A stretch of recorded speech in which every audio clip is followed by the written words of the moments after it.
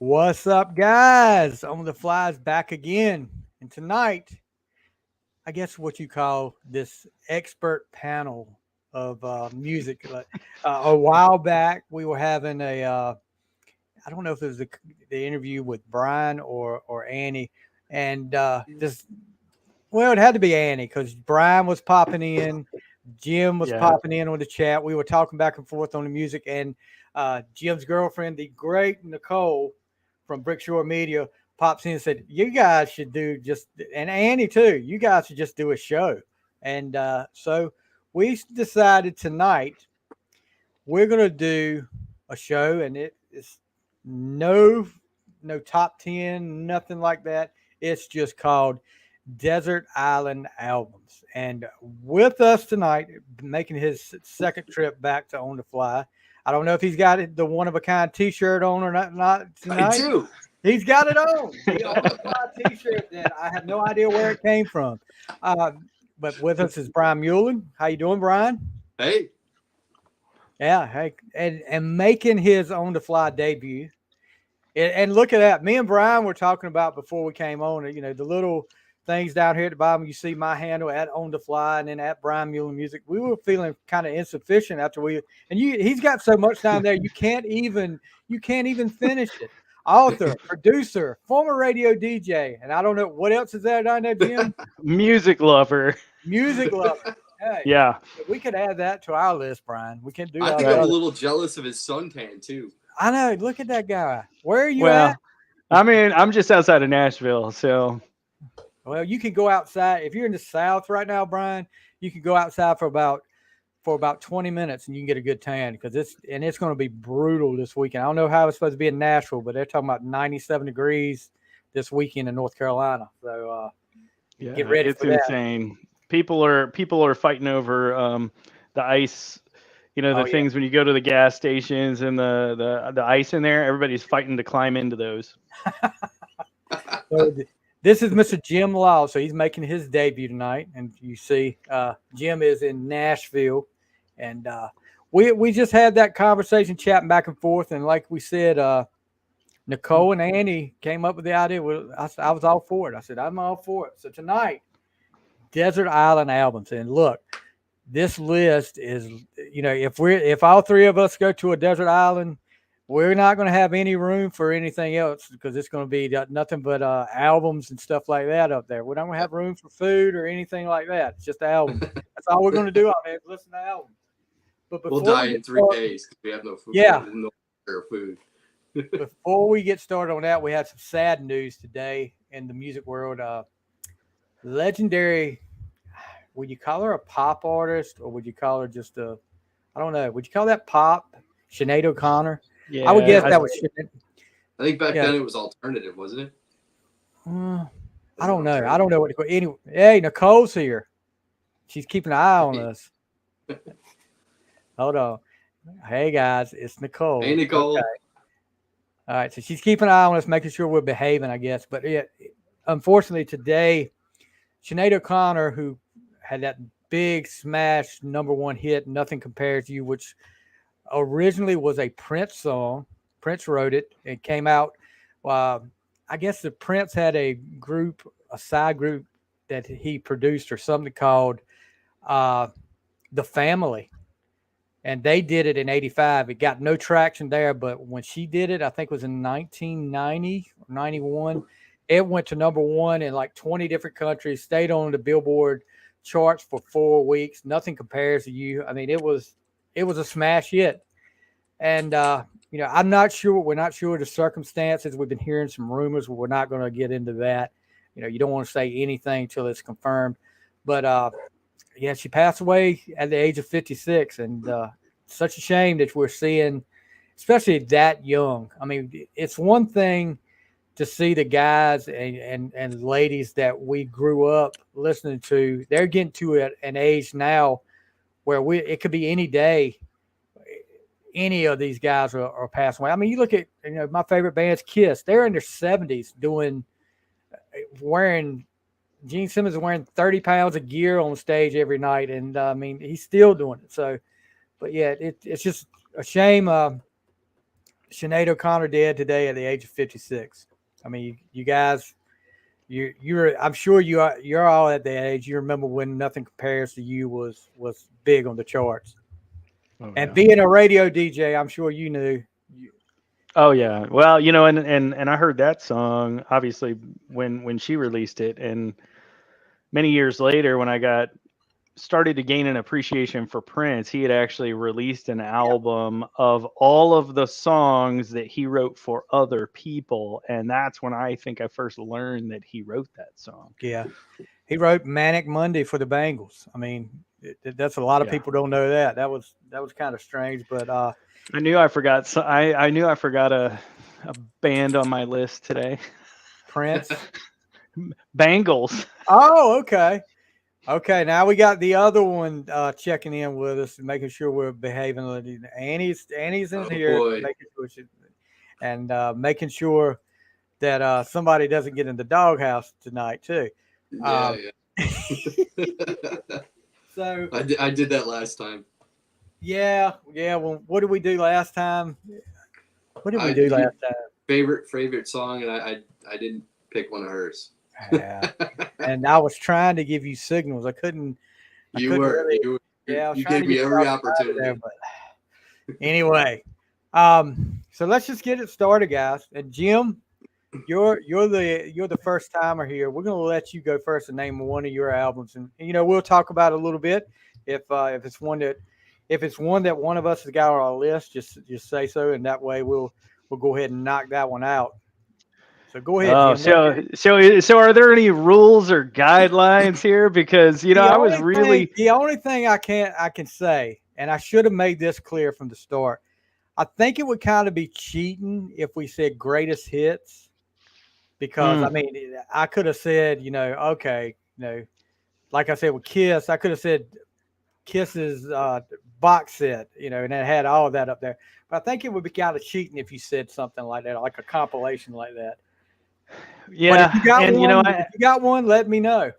I wondered, but I do have a couple on here because as I looked back at some of the albums for some of the artists, I was like, well, I really could listen to all of these, so I might as well put in the one album where I could listen to all of those. That's fine. I didn't lay that out, so you go ahead and whichever one you want to do. The compilation will be fine this time.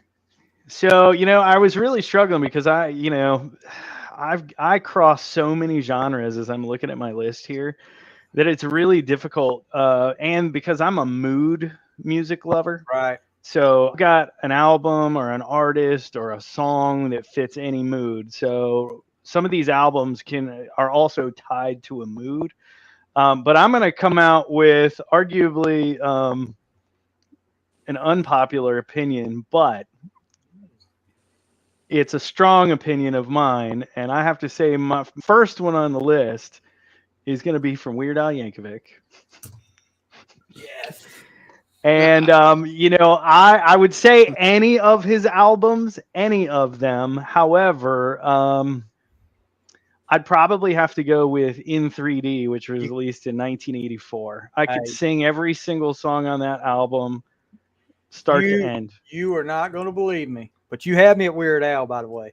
You are not going to believe me, but I just recorded an episode last week with Brad Rostoven, who I don't know if he's watching or not, but he did like the show. A Weird Al top 10. We just did that last week, and I am a huge Weird Al fan. And like you, in 3D, if I had to pick one, it was in 3D because that's where I started at. I got that probably, it came out in 84.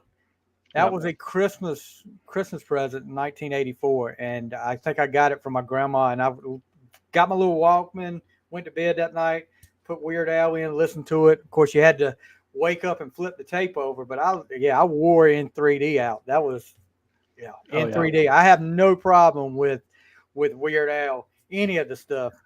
Well, and and I put that at the top of the list, even though there are albums on my list that precede that.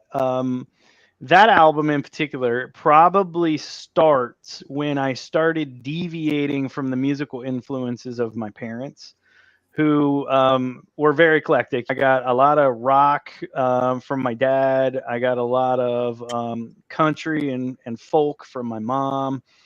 And when Weird Al hit the scene, me being a creator, and I write parody songs myself, so Oh, really? I just completely fell in love with Weird Al. And in 1999, I think it was, I was at a radio station. I was the music director, production director, and marketing and promotions director. So I went up to the Count Basie Theater in New Jersey to meet with the executive director because we were planning a concert. And the chief of security took me through the building, took me into the green room, and he's like, "Wait here, I'll be back." And I'm down there, and he's like, "Hey, JC," which was my on-air name. He's like, "I want you to meet somebody." Oh, And I turn around, and Weird Al Yankovic is standing right there in front of me. My gee. jaw dropped. Now, I have met a lot of actors and artists and musicians over the years, but the first words out of my mouth when I met him was like, "I was in your fan club when I was 10." And he just got this little smirk on his face, and he was like, "Thank you." And I had no idea that he was there. He was filming his VH1 Behind the Find the Music yeah. that night. I was set up with front row tickets. I got to meet him. I got to stay for the whole show. And to this day, of all the shows I've ever been to, no one has been able to surpass Weird Al Yankovic as far as a show. Yeah. Now, I'm going to see Pink in concert for the first time in September, and I have a feeling she might surpass may be able to elevate that bar a little bit. Yeah. You'll never guess in a million years what I rank number one on my Weird Al Okay. top 10. Kiss. No, I'm talking about on my Weird Al top 10. Oh, Weird Al. I thought you were going I'm a to the- Star. I'm a Star Wars guy too now. So you got to know what it is then. After I give you that, it could be two after the Star Wars thing, but the saga begins. Okay. Brilliant. Anytime you can take American Pie and make it into the episode one, and doing that whole thing. I mean, I would love to pick his brain just to see how he does this stuff. Oh yeah. Yeah, that's great. I could, I'd be okay switching out an album with you for a Weird Al album there. All right, Brian, let's hear one of yours. Yeah, I've got to start right off the bat with my favorite band, and my criteria was I've got to be able to listen to all the songs on the album. Yeah. This one was no problem. Although we're going to be listening to this one on the island for a long time because it's full of 10-minute songs. And Justice for All. Now, and Justice for All, I remember when that came out. Heck yeah. They had just come off Masters of Puppets, and they just come off the tragic death of bassist Cliff Burton. And you got Jason Newsted in there, which I will tell you, Jason Newsted was my all-time favorite Metallica member. Still is. I mean, he brought something different to them, like an energy on stage with when you saw him waving that head around, banging that head, and that hair flopping everywhere. What really ticks me off about that album, though, and I know what I'm going to say, Brian. I know what you're going to say. Turning the freaking bass down on that album and doing it on purpose. I mean, because Lars and them would come out and say, "Well, we never should have done that." Yeah, you never should have. Why you even want the guy there if you're going to turn his bass down? Right, and it's not like he's a bad bassist. I mean, No. he was a great bassist before. He was an accomplished player before then. I mean, heck yeah, but the craze that happened, because I remember, I mean, everybody remembers Headbangers Ball on MTV. I love that show. I never had cable here. I'd always go to my friend's house, 11 o'clock. They started a countdown. Then 12, they started Headbangers Ball. But Metallica had been adamant, we will never do a video. We will never do a video. And then all of a sudden, one comes out. And, boy, when they start with a video, they did it really well. I mean, to do that movie, I forget. Johnny Got His Gun, I think, was the name of the movie. They did the clips of it there. and it fits so well. I don't know if they wrote the song based on that movie or not. I've never heard, but it fits so well. And then to see them in there playing and the looks on their faces when they were playing, like Lars, say what you want about Lars, but gosh, that guy was pounding the drums on that one. But there's so many good songs on that album. And like you said, Harvester of Sorrow, Shortest Straw. Black yeah. God, every one. Yeah, I mean, there's so many good songs on that album. I could definitely listen to Metallica with that. And see, one was probably my favorite song off of that album. And when I saw the video for it, it just really resonated with me. Yeah. And then of course, one gets the shaft in the I don't know if it was the Grammy Awards or what for best hard rock song. And all of a sudden, I remember watching that night. I said, "This is a shoe-in. They've got this." They played right before they gave the award, and then they give it to some freaking Jethro Tull playing a flute. I'm like, "Come on, dude!" I have never listened to but one Jethro Tull song in my life, and it'll be a long time before I listen to another one. I think. I don't know. To all those Jethro Tull fans out there, more power to you, but just not my cup of tea. Now, see, Brian, I do have a Metallica album on my list, so okay. But I could probably put more on my list, but I think being on a desert island, you got to switch it up a little bit. Yeah. So this will be my first will be no surprise to anyone, being the huge Kiss fan that I am, and the one that started it all for me. It's probably, I guess, for nostalgia reason, and it's got all the songs except for a couple or songs that I don't skip. But Destroyer, I remember as a 5-year-old. Well, was I 5? Yeah. My older cousin had the album, showed me the cover, made me sit down, showed me the cover, and I'm just like wide-eyed looking at the cover because they're looking like superheroes. And then you hear the intro to Detroit Rock City with the car crash and all that stuff. And after that, I was hooked. I mean, the look got me there, but the music kept me for all these years. And this is going on 45 years now as a Kiss fan. But, God of Thunder, the eerie sounds that those kids are making in the background, Bob Ezrin's sons are saying stuff in the background. And he did a lot of different things on that. I mean, playing around with walkie-talkies, had Peter Criss playing in like an elevator or something. I think it was an elevator he was playing in to get a different sound. But so many different things on that album. And, ending with one of my favorite Kiss songs, Do You Love Me? And but yeah, definitely I had to have Destroyer first on my list. I'm just shocked. I mean, everybody out there right now. Who? Wow, you really shocked me. But I promise you, before this is over, you probably get a shock from me. All right, no, not shock me like Ace Frehley, but anyway, all right, Jim, let's hear another one from you. All right, so we already covered Weird Al Yankovic, so I did the best I could to kind of order this list. And Brian, you touched on something previously when you said, "Hey, you got to love every song on the album," right? And that was one of the things as I kind of went back through and filtered this is, because historically, anytime I've ever bought an album, I've said, man, I got to like at least 4 or 5 of these songs if I'm going to spend money on it, because sometimes some of those tracks that never get released to the public end up being good songs. It's just that the record label doesn't see anything behind it. But one that I could just play over and over and over and over and over and over and over, even to this day, is Motley Crue's Dr. Feelgood. You stole one from me. Well, I could go a step further and say that I also have the special edition that actually has the 3 or 4 previously unreleased original recordings of some of the songs, in addition to the ones that were actually released. Right. Yeah. Good album. I got to meet Vince that one time. You told me about that. Yeah, out in Leaper's Fork. That album, because I became a Crue fan with Shout the Devil, but then every album was a drastic change for them.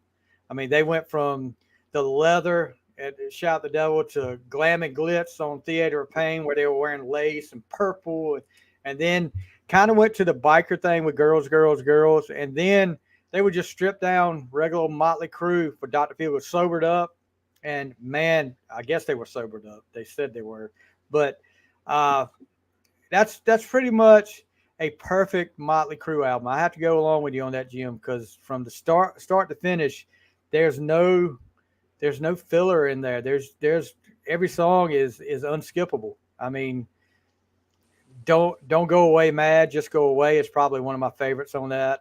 Dr. Feelgood, of course, when that video came out, and that was the first single, and you see them like that, I'm like, holy crap. And but yeah, Dr. Feelgood, you stole one off my list there. So I'm like, well, and I recall my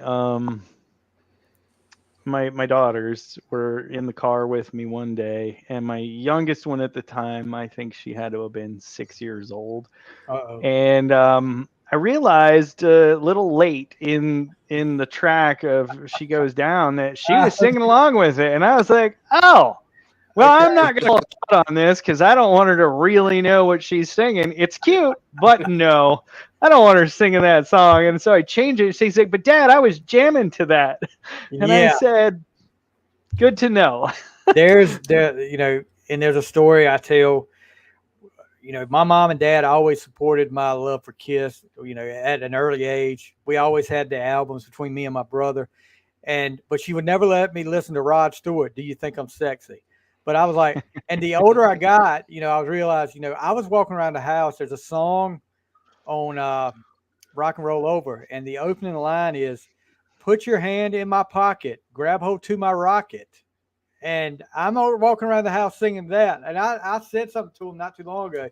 I said, Mom, you realize there was the opening line to one of the Kiss songs that I was probably singing around the house and said, put your hand in my pocket, grab hold to my rocket. And she was like, what? And she said, Kiss was always all right to you. That Rod Stewart, he was just something else. I said, okay, whatever way.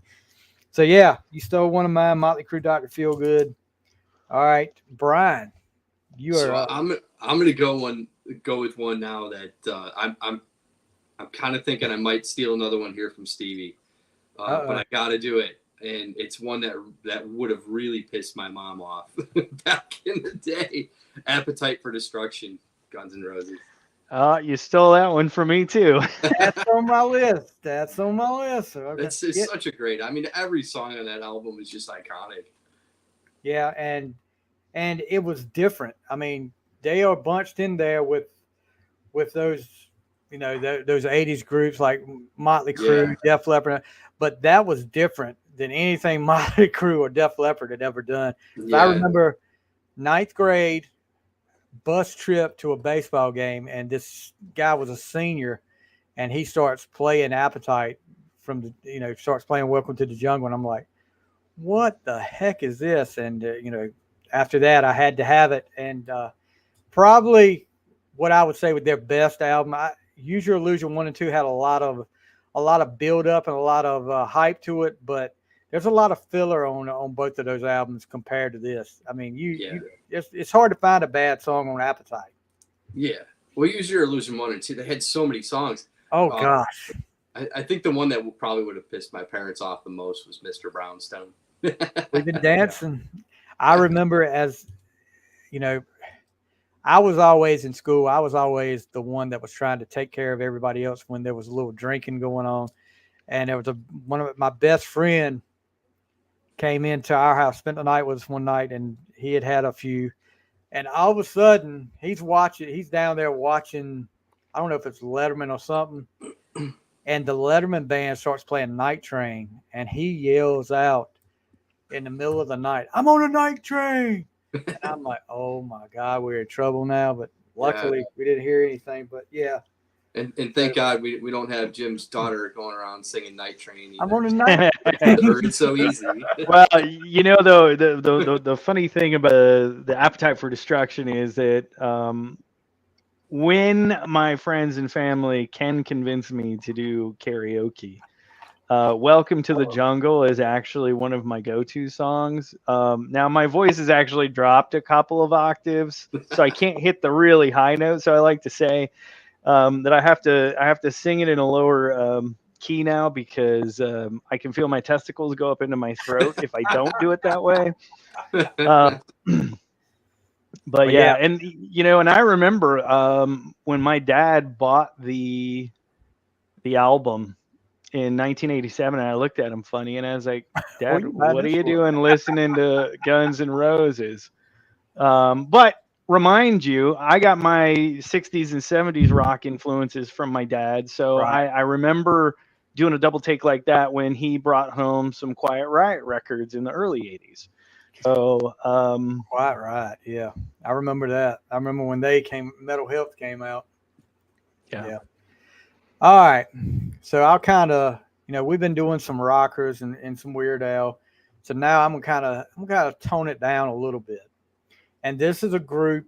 This album, back in the day when I was like listening to Kiss and listening to Motley Crue and all this, if you mentioned this group's name, I was like, oh gosh, no, I can't listen to that. But I guess in the early '90s, when they did their reunion, got back together, I watched them do their concert, Hell Freezes Over, and I started gaining appreciation for them then. And all of a sudden, I listened to Hotel California, and from there, I'm like, there is not a bad song on here. And I mean, from the start of Hotel California, New Kid in Town, Try Love Again at the end, then The Last Resort. I mean, this album is like I said about Motley Crue, this is a perfect album to me. I don't, they do the reprise, the instrumental with Waste of Time, but and I mean that could have been left off, but I like it there. But yeah, Hotel California for me, from the trading guitar licks back and forth between Joe Walsh and Don Felder, when they trade guitar licks back and forth on that Hotel California, just there's no fatigue with Hotel California for me. And this album would definitely be one I'd have to take on a desert island. Good album. Yeah, great album. Yeah. All right. Jim, what's next? Jim's full of surprises too. Yeah. I'm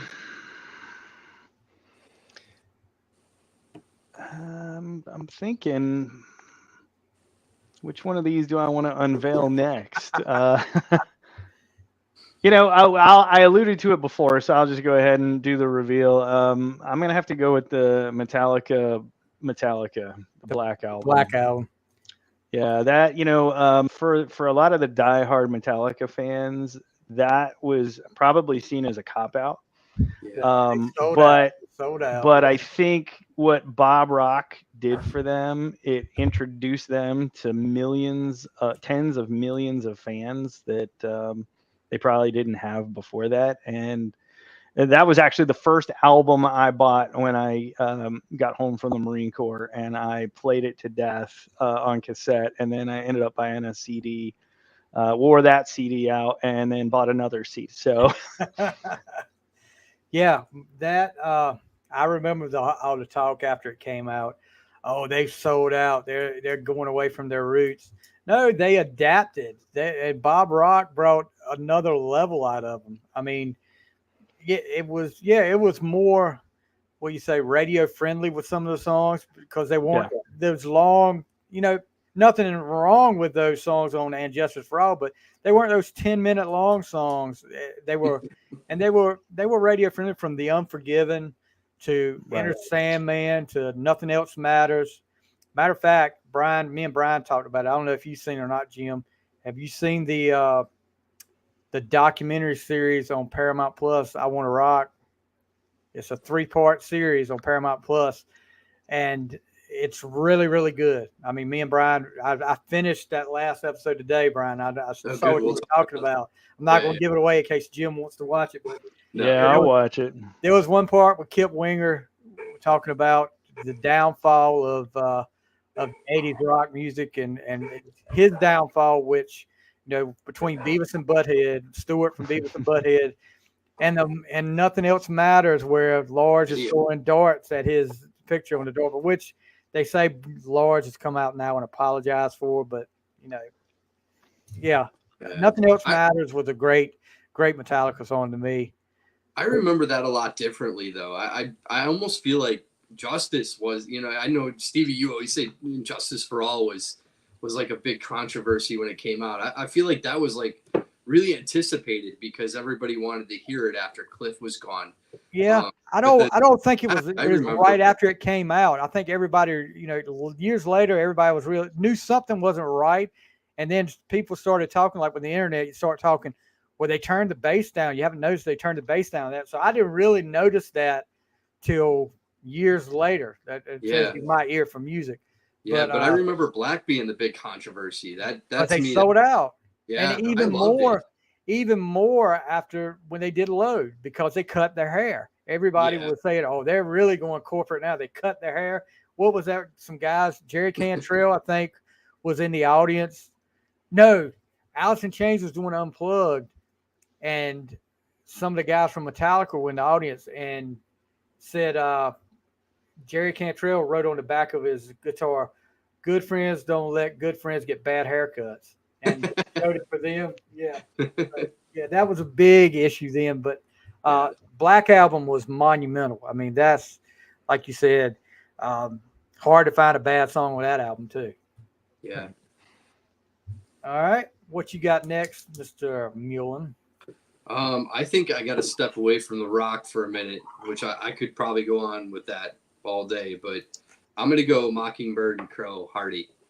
And we've talked about this before. Hardy, he's just such an amazing writer. There's a song on there called A Rock, and he just shifts the meaning of the word like 5 different times. Yeah, he does. Maybe even more. I mean, it's just amazing how he puts words together. And he might not be the best singer in the world. In fact, I've seen some clips where he's out of tune and all this stuff, but just the writing is just phenomenal.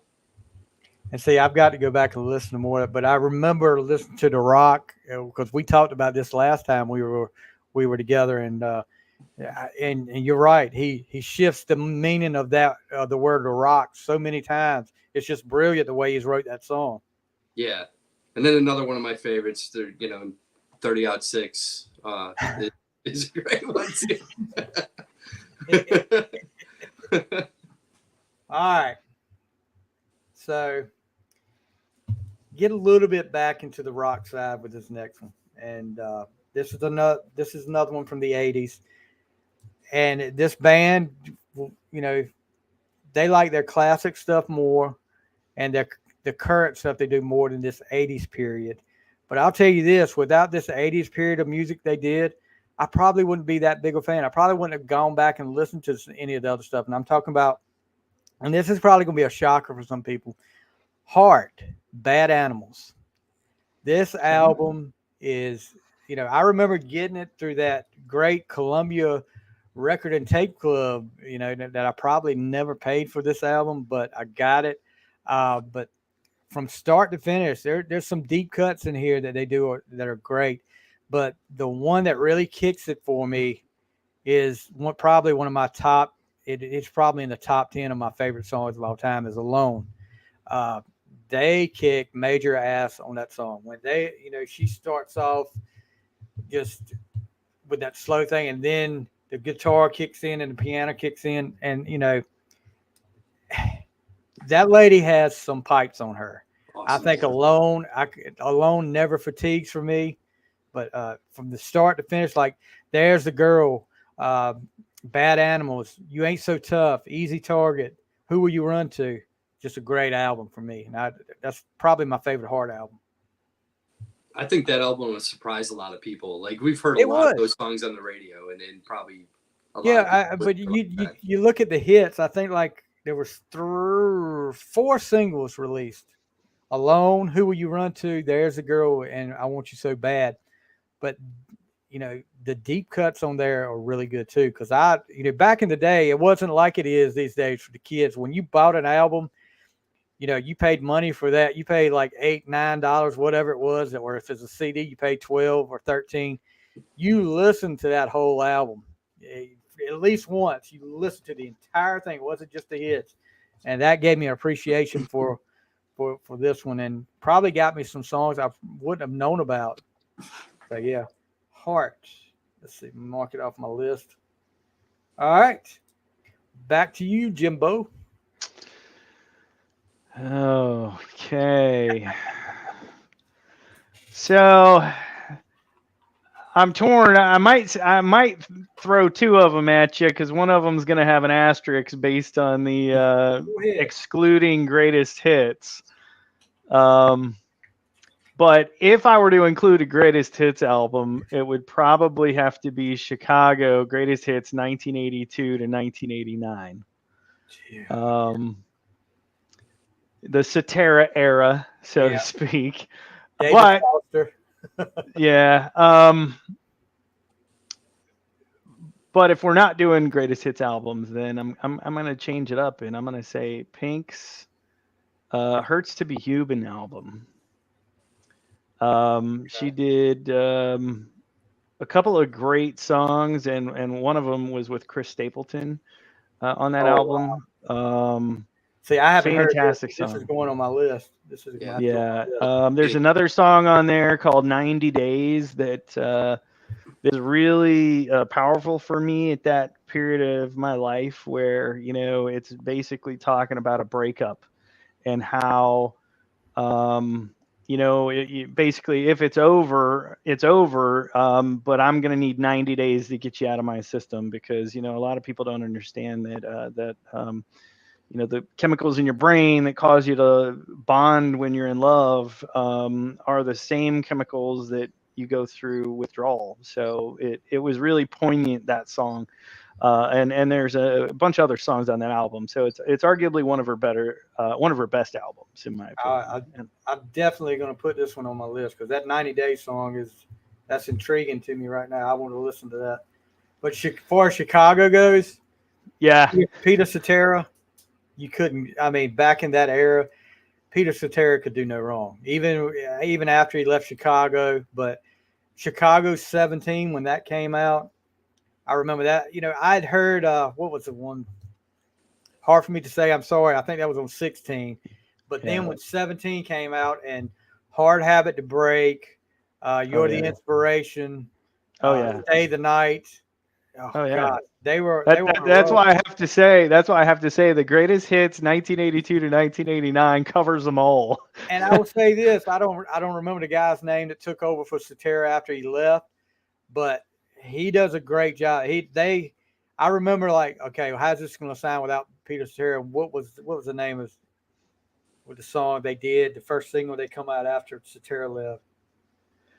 I can't remember. They did a great job on it. That guy. Yeah, they were featured in a Karate Kid movie too with one of those songs after Cetera left. And Cetera was in the, Cetera, really racked up on Glory of Love from Karate Kid 2. I mean, that was insane.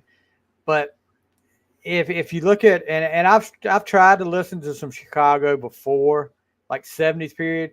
And there's some good songs there, but nothing for me beats the 82 to 89 era like you with David Foster producing. He got something different out of them. And I think some of the guys were kind of upset. Looking at a documentary, some of the guys were upset about David Foster, his direction that he was leading them into. I was like, how can you be too upset with him? He's making you millions of dollars on this. You guys do it better than you ever have. But David Foster, I just love David Foster. He's a genius as far as that goes. The in addition to that 90 Days by Pink, the other song on that album with Chris Stapleton is called Love Me Anyways. Those two are probably my two favorite songs on that album, but that whole album is great. I will definitely put that on my album list. So, next up for me, and I'm gonna be a little biased on this because this is going to be a hometown guy, and in a little town of 95 people. I already know where you're going. This is on my list too. Mr. Chris Daughtry with his self-titled album Daughtry. I mean, I will tell you this: when he went on Idol, Chris had moved away probably when he was early teenage years. We hadn't seen him. And then, I dropped my daughter off at my mom's house, and she said, "You need to watch American Idol tonight." And she was like, "Chris Daughtry is going to be on that." I'm like, "Chris Daughtry?" I said, "You mean the Chris Daughtry that used to live here?" She said, "Yeah," because his grandma and my mom were really close. And we saw him that night, and I was like, "Holy crap, where did this come from?" Then, of course, the crap, how in the world Taylor Hicks wins American Idol, but that was all sabotage voting. Well, that was the era. I can't remember the name of the website and the app that existed, Yes. but there was chatter about during that season and a couple of seasons right around that period. They were always voting for the worst. Yep. And I remember from the moment I saw Daughtry audition, I was like, "That's my pony. Yep. He's who I'm picking to go all the way." He made it to number 4. Yep. And he's the most successful alum from that season. And when I voted off, I was like, the best thing he can do is form a band, call it Daughtry, and be done with it. It was a couple of weeks after he got voted off. He came back to Alaska, did a concert here, and he I didn't get to talk to him that day. His brother had told me, said, that was he said that was probably the best thing that could have happened to him, because he would get to do his own music, what he wanted to do. If he was locked into that Idol contract, had to play what they wanted him to play. But he had been offered a chance to be the lead singer for Fuel at the time. They had offered him that. But this album, when it came out, I remember it came out right before Thanksgiving that year that it came out, and I was like, no pun intended, I was blown away. When you hear it's not over, and that's the first line to it, I was blown away. What could I say? And then to hear Home, and he played that at the concert here. That was the first time I'd heard it at the concert here. And to dabble a little bit down the road off the second album, it's pretty cool when your town gets a song wrote about it. If you listen to September, that song is wrote. He told his dad, he said, "That's about Alaska. That's about the town that we grew up in." And it's pretty cool. But yeah, that album from start to finish, Over You, really, really good. It's Not Over. What About Now? Feels Like Tonight. He just had them coming left and right. Little sophomore jinx with that other album, but he did pretty good with that. But it's kind of getting back to his rock roots now. He kind of went in a different direction for a while, but now I don't know if you guys have listened to any of his latest stuff, but it's pretty good. Have you heard his Separate Ways with Lizzie Hale? That is fantastic. God, I love it. Have you heard that, Brian? I have not. Is that from Lizzie Hale from Hailstorm? Yes. Yeah. They do a cover. That's on my list. Chris Daughtry and Lizzie Hale released a cover of Separate Ways, Worlds Apart about 4 or 5 months ago, and it is even better than the original. Oh my gosh, they kill it. They kill it, bud. You'll love it. All right. So come around the corner of the gym. Back around. All right.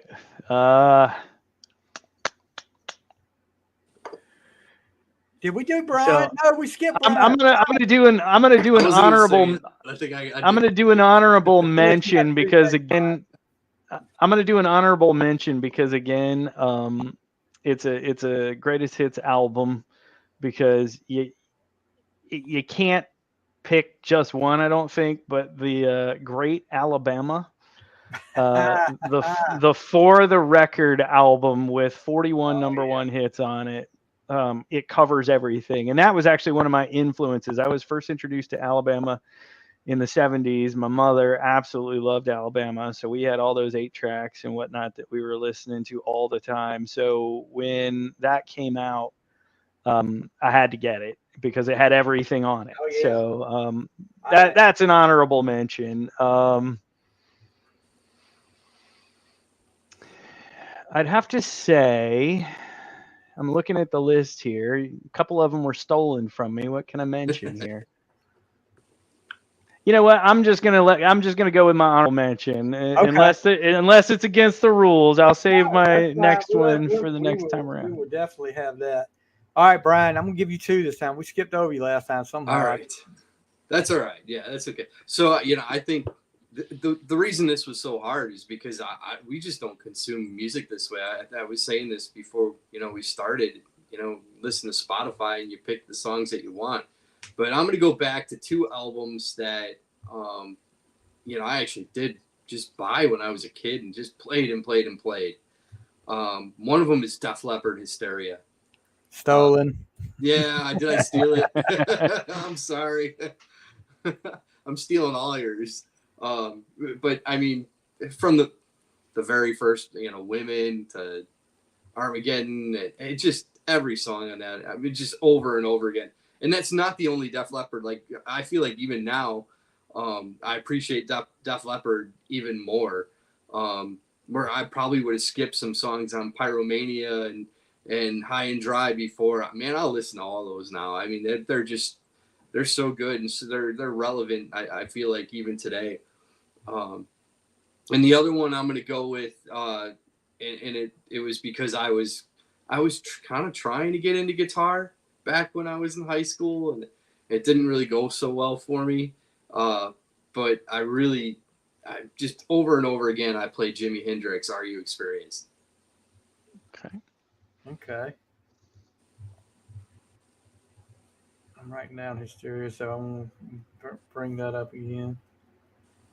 But yeah, Def Leppard, Hysteria. Do you guys remember? I don't know if you guys were like me, but whenever if I went grocery shopping with my mom or anything like that, it was either Circus or Hit Parade or I was picking up, and every month, and I would read it cover to cover, and the build up to after Pyromania to Hysteria. I mean, for a long time, it seemed like every month they had a story on Def Leppard in there and talking about they're recording the new album, and then to have, Rick Allen had the accident where he got his arm taken off, the car accident, and you're wondering, okay, what are they going to do now? They're going to have to bring somebody in, and then he comes out and he hasn't missed a beat. I mean, this guy hasn't missed a beat, and that right there, I know people. There's a lot of the Leopard fans and rock fans that say Pyromania, but to me, this was like School Dance, Love Bites, Hysteria, Rocket, Women, uh, so many Animal, so many great songs. I mean, how many singles came off that album? And that I don't know. it is no telling. I bet it was at least six. 2, 3, 4. Pour Some Sugar on Me for sure. Yeah. Oh yeah. Hysteria. So 5 or 6. Yeah. Yeah. Maybe I Love mean, and Affection even too. Pour Some Sugar on Me became a stripper's best friend. I mean, that was every strip club was playing Pour Some Sugar over and over again. What were you But doing back then? I don't know what you're talking about, bro. I don't know what you're talking about. I was too young to be in a strip club when Pour Some Sugar on Me come out. But yeah, I've over the last couple of years, I've always the picture of the calendar with a pile of sugar on it at the start of May. Do the meme. Pour some sugar on me, and I feel like now I need to update that. Maybe have a picture of Brian May and a thing of sugar. Got you. But yeah, that was that album, and to hear, if you watch some of the documentaries and hear them talking about it, Mutt Lange was in there originally and then left. They got some other guy and they were not happy with him at all. And then Mutt Lange comes back and the rest is history. I mean, everything Mutt Lange pretty much turned to gold or diamond, because he's got several diamond albums. All right. So you stole one there. Jimi Hendrix. I like Hendrix. I like Purple Haze and Voodoo Child, some of the other stuff. I remember the first time I think I heard Hendrix was, you remember everybody remembers We Are the World, but then the heavy metal guys did a tribute, like a album to raise money they called Hearing Aid. And I bought that cassette, and it had that was Can You Hear Me, I think was the name of the song that he put on there. But I remember hearing that for the first time. I was like, huh, okay, this is different. But all right, we're going to get away from the rock stuff for a while. Well, at least for my turn right now. And this album came out in '94, so it's not anything like Def Leppard or anything like that for it. But I remember watching this group on the album before. They went, they just took off, and everybody was looking forward. It was looking forward to this album, and they lead off with their single. Okay, man, Annie's. I'm gonna say I got something from Annie in a second, but this one was Boys to Men's second album, simply called Two. They start off with "I'll Make Love to You." That was a huge hit, and after "End of the Road" came out between Cooley High Harmony and Two, which "End of the Road" stayed on the top of the charts for 13 weeks, and I think it tied the record with Whitney Houston for "I Will Always Love You." But then on Bended Knee, Water Runs Dry, Thank You. You stole one of mine off of my list. I had that on there. Finally. But yeah. Well, finally, you got me with Daughtry too. Okay. So I got two from you. But yeah, these guys, Wanya Morris, who I think is incredible. And I can never remember this guy's name. Sean Stockman. Oh my gosh, all of them are incredible, but those two right there are the best for me. And I wore. You talk about wearing a tape out. I wore the Two tape out till I had to. I just went and bought the CD after that. But yeah, Boys to Men 2 is one of my albums there. I'm glad I stole two from you now. Well, see, and I was looking because, like I said, I did rank these, but they're also kind of in an unranked order because I span from like 1966 to now. And I was like, man, it really just depends on the mood. So I'm going to skip down a few levels, not because it's less important, but because I also wanted to change it up from rock to represent the late 80s. And I have to say, I got to go with Eazy-E, Easy Does It. Oh, my Lord. We wore that tape out. Gosh.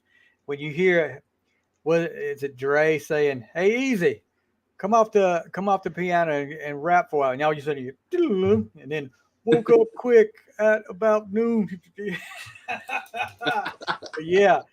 Easy Does It. The late great Eazy-E. Yeah. Well, and what the ironic thing is I remember one of the songs, me and a buddy of mine, we'd be driving down the street and we'd be cruising down the street in my 6.4. And the irony is that I now have a 6.4 liter Dodge Charger. So every time I think of that song, it makes me smile a little bit. Do you start that thing up and crank up that song when you do it? Any? You ever done that? Oh yeah. And I remember a buddy of mine also named Jim. We used to cruise around town in his Mazda RX-7, and we would have that album blaring out the windows.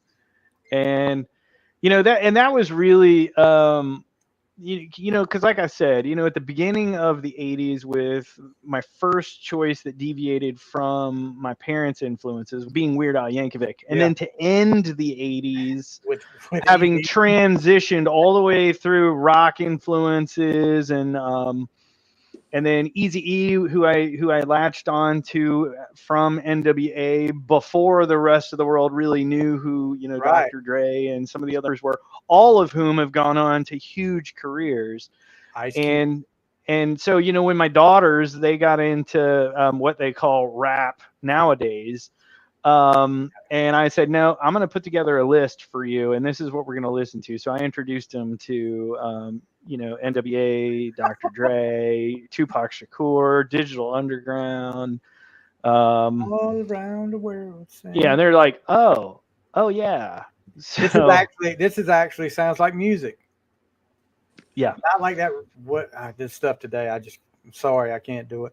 Here's what Annie had to say a while back. Wait. Let me pick my album first. Oh no. This was about. Am I gonna get in trouble? No, you're Okay, not in good. trouble. No, wait a minute. No, this was about when we talked about Def Leppard a while ago. She said, "For your info, pour some sugar on me." Reminds me of the roller rink, and she's shaking my head, showing my age. Yeah. No, you're not in trouble yet, Brian. No. Like, let me Well, I mean, I don't know. There's not a lot of roller rinks around anymore, but no, we have one. We have one nearby, and I actually think that thing is that got turned into a church. So I think this is Nicole down here's laughing because you thought you were in trouble, Brian. well, I haven't gotten to it yet, but that's my next.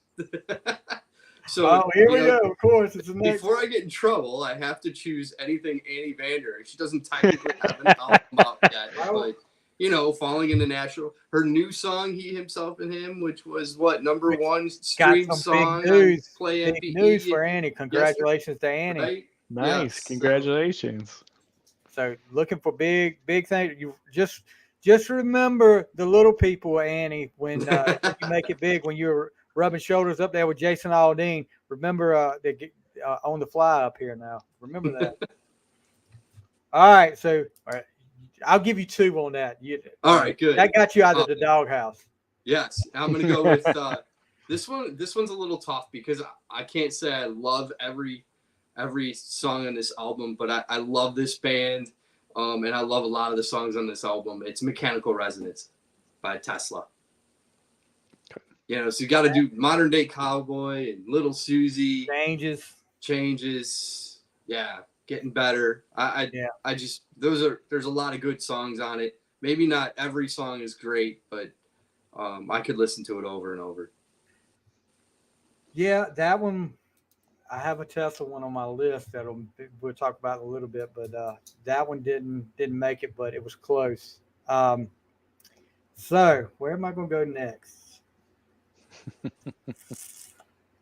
Yeah, Nicole said, always have to show love to our clients. And Annie, of course, thank you guys. Your support means the world. Of course, we're gonna if it takes, we'll do whatever it takes to keep Brian out of the doghouse. Anytime. So where do I go here? All right. Okay. We haven't gone. Well, yes, we have. We've done one. This one was, and I think Brian will probably know. I think he's heard me tell this.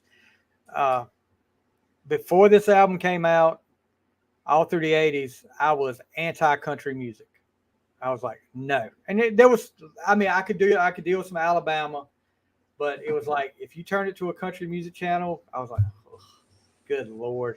So this guy came out and everything changed. And I became a huge country music fan. And I'm talking about Garth Brooks, No Fences. From top to bottom, Friends in Low Places was, of course, we always listened to that when we were out doing something we weren't supposed to be doing. But, The Thunder Rolls, gosh, just a powerful song. And this pretty much started his ascension into legendary status. And no telling how many albums that Joker has sold.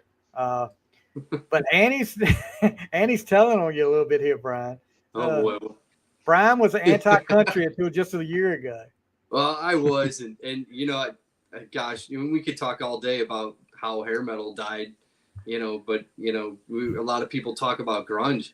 Gosh, I think the first one, Garth Brooks sold more than 3 of the top artists on that list. Yeah, they were talking about that on that documentary. Yes.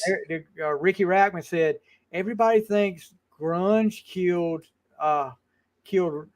80s rock, but if you look at Garth Brooks. He sold 12 million copies of an album in 1 year, where he named 3 bands that didn't come. I can't think it got to 9 million between those 3 bands. It was it was Garth, 90 million or something like that. Yeah, Unanswered Prayers, which was great. I'm a sucker for a ballad, so I'm just looking over the same old story. But yeah, from number 1 at the Thunder Rolls to it number 10 at Wolves, it's just top to bottom. Five singles released. Wild Horses was one. I mean, it's probably one of the most influential country albums, especially at that time. But yeah, I figured I'd try to change it up and keep with Jim's Alabama for a little while. Yeah, and Andy's telling on me because it was probably about 3 years ago that I was still listening to Hair Nation on XM Satellite, and that probably yes. There you go. I busted him listening to it so many times till he caved and told me he started to like it. Oh, Annie is spilling secrets out here right now. All right, what you got next, Jim? All right. I'm trying to think. I want to kind of continue with the little mix it up before I circle back to some of the other influences. You mentioned Boys to Men too. And I got to go with Cooley High Harmony in '91. Because it was just a great album, and those guys are so talented, and to see the music they can make, whether they have music behind them or not. I mean, even if they're just doing a cappella, I mean, yeah. So that one is one that I could probably listen to over and over again. Yeah, it's so hard to say goodbye to yesterday was one that I remember I was on the air at the time. I was working at a R&B station, and I had gotten a phone call that one of my great grandmothers had passed away, and I dedicated that song to her on the air as soon as I found that out. It was still one of my favorite songs to this day, and their 2 album also. I mean, it just carried the momentum forward. So I've always loved Boys to Men. I can't say that their later albums are as complete as those first 2, but they're still very, very talented, and I love listening to them. I'm taking Brian's not a big Boys to Men fan like we are, because he's kind of quiet on here. So I'm going to ask you this, Jim. Mm-hmm. What do you think changed? I mean, I know all kinds of music goes through phases.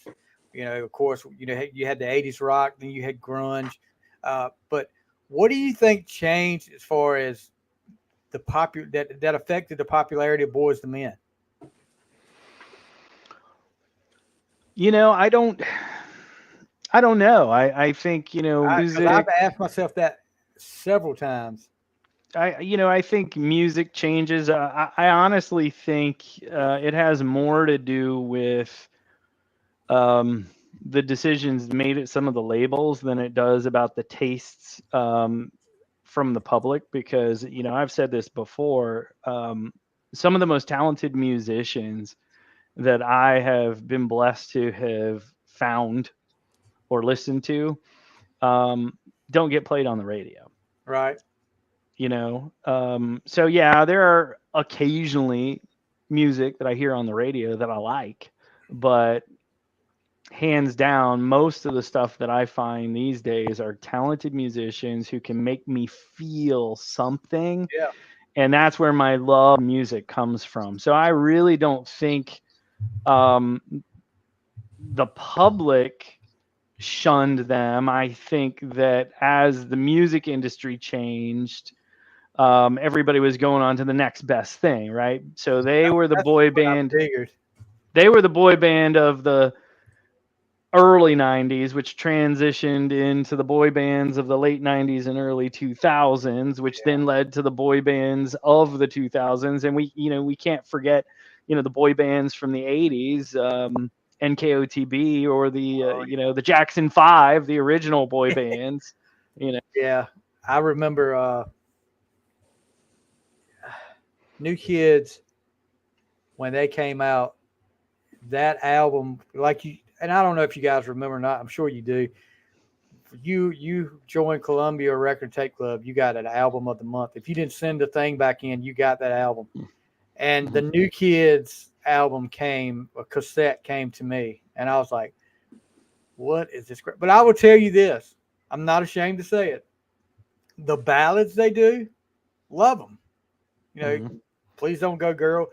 Now the Hanging Tough crap, okay, I can deal. I can deal without that. But yeah, the ballad, like I said, I'm a sucker for a ballad, and I could deal with that. And it was, that was the '80s high school dances right there, bud. Right, I didn't Yeah. shy away from when "Please Don't Go Girl" come on to ask Yeah. somebody to dance. But yeah, so Boys and Men, Cooley High Harmony, and Annie is just chiming in. She had to show you some love, and then Love you too. she showed me some. She's gonna pick on me because you've been on here twice before she has. Oh boy. Oh So boy. it looks like I'm in the Annie Vander doghouse for a little while, I guess. Please somebody else this time. All right. So who you got next, Brian? So I'm gonna go a completely different direction, but I kind of agree with what Jim was saying. Like some of the best musicians don't get played on the radio. And I remember back when this band was kind of popular, they just didn't play metal on the radio that much. You had to go other places to consume metal. And guys like, Randy Rhoads and Cliff Burton and even Kip Winger, just amazing, musicians. And I guess maybe he's not metal, but Pantera, vulgar display of power. Songs like Walk, This Love, Effing Hostile. I have just not, stuff you could listen to when you're angry, just over and over. Yeah, you would definitely have to be angry. I'll tell you, and Brian, about my list, my album list that I listen to complete albums, and that came up on my album list, and I was like, it's an acquired taste, and like I like Walk, but yeah, you definitely have to be pretty angry to be to listen to a lot of this Pantera. But yeah, I was a pretty angry kid, so. I can't believe that. You're such a laid back guy. It's hard to believe that. All right. So where do I go now? Okay. We talked about him a little bit earlier, and we talked about some.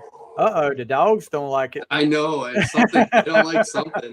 Annie's riling them up. Annie's getting in trouble up there after you talked all that junk to me. You're getting in trouble. I got those dogs riled up now.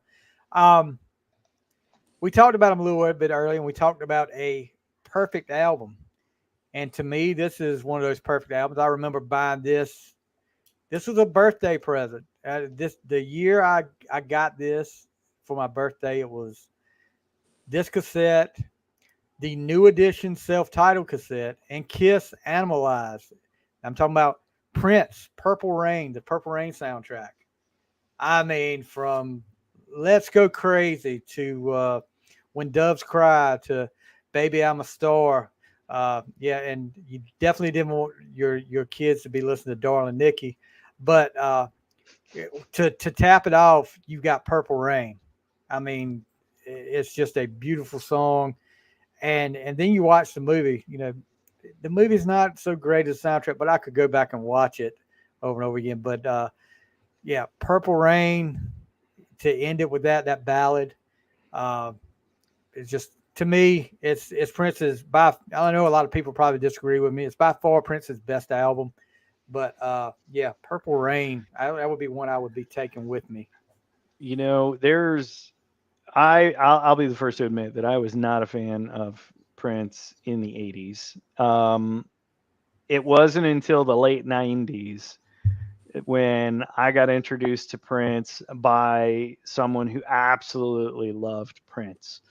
And we'd go through each and every one of those albums and dissect. And that's when I came across the album where he did all of the songs that he had written for other people.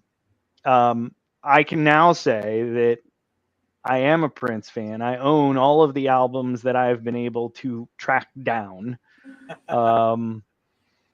And I do, in retrospect now, I do have an appreciation for the Purple Rain album that I did not have when it was first released, because as is often the case back then through the 80s and 90s, when the world is screaming, "Oh, I love this because it's so popular," that's usually when I look away and I go find something else. Yeah. I try to find something obscure, which is why my list is so eclectic.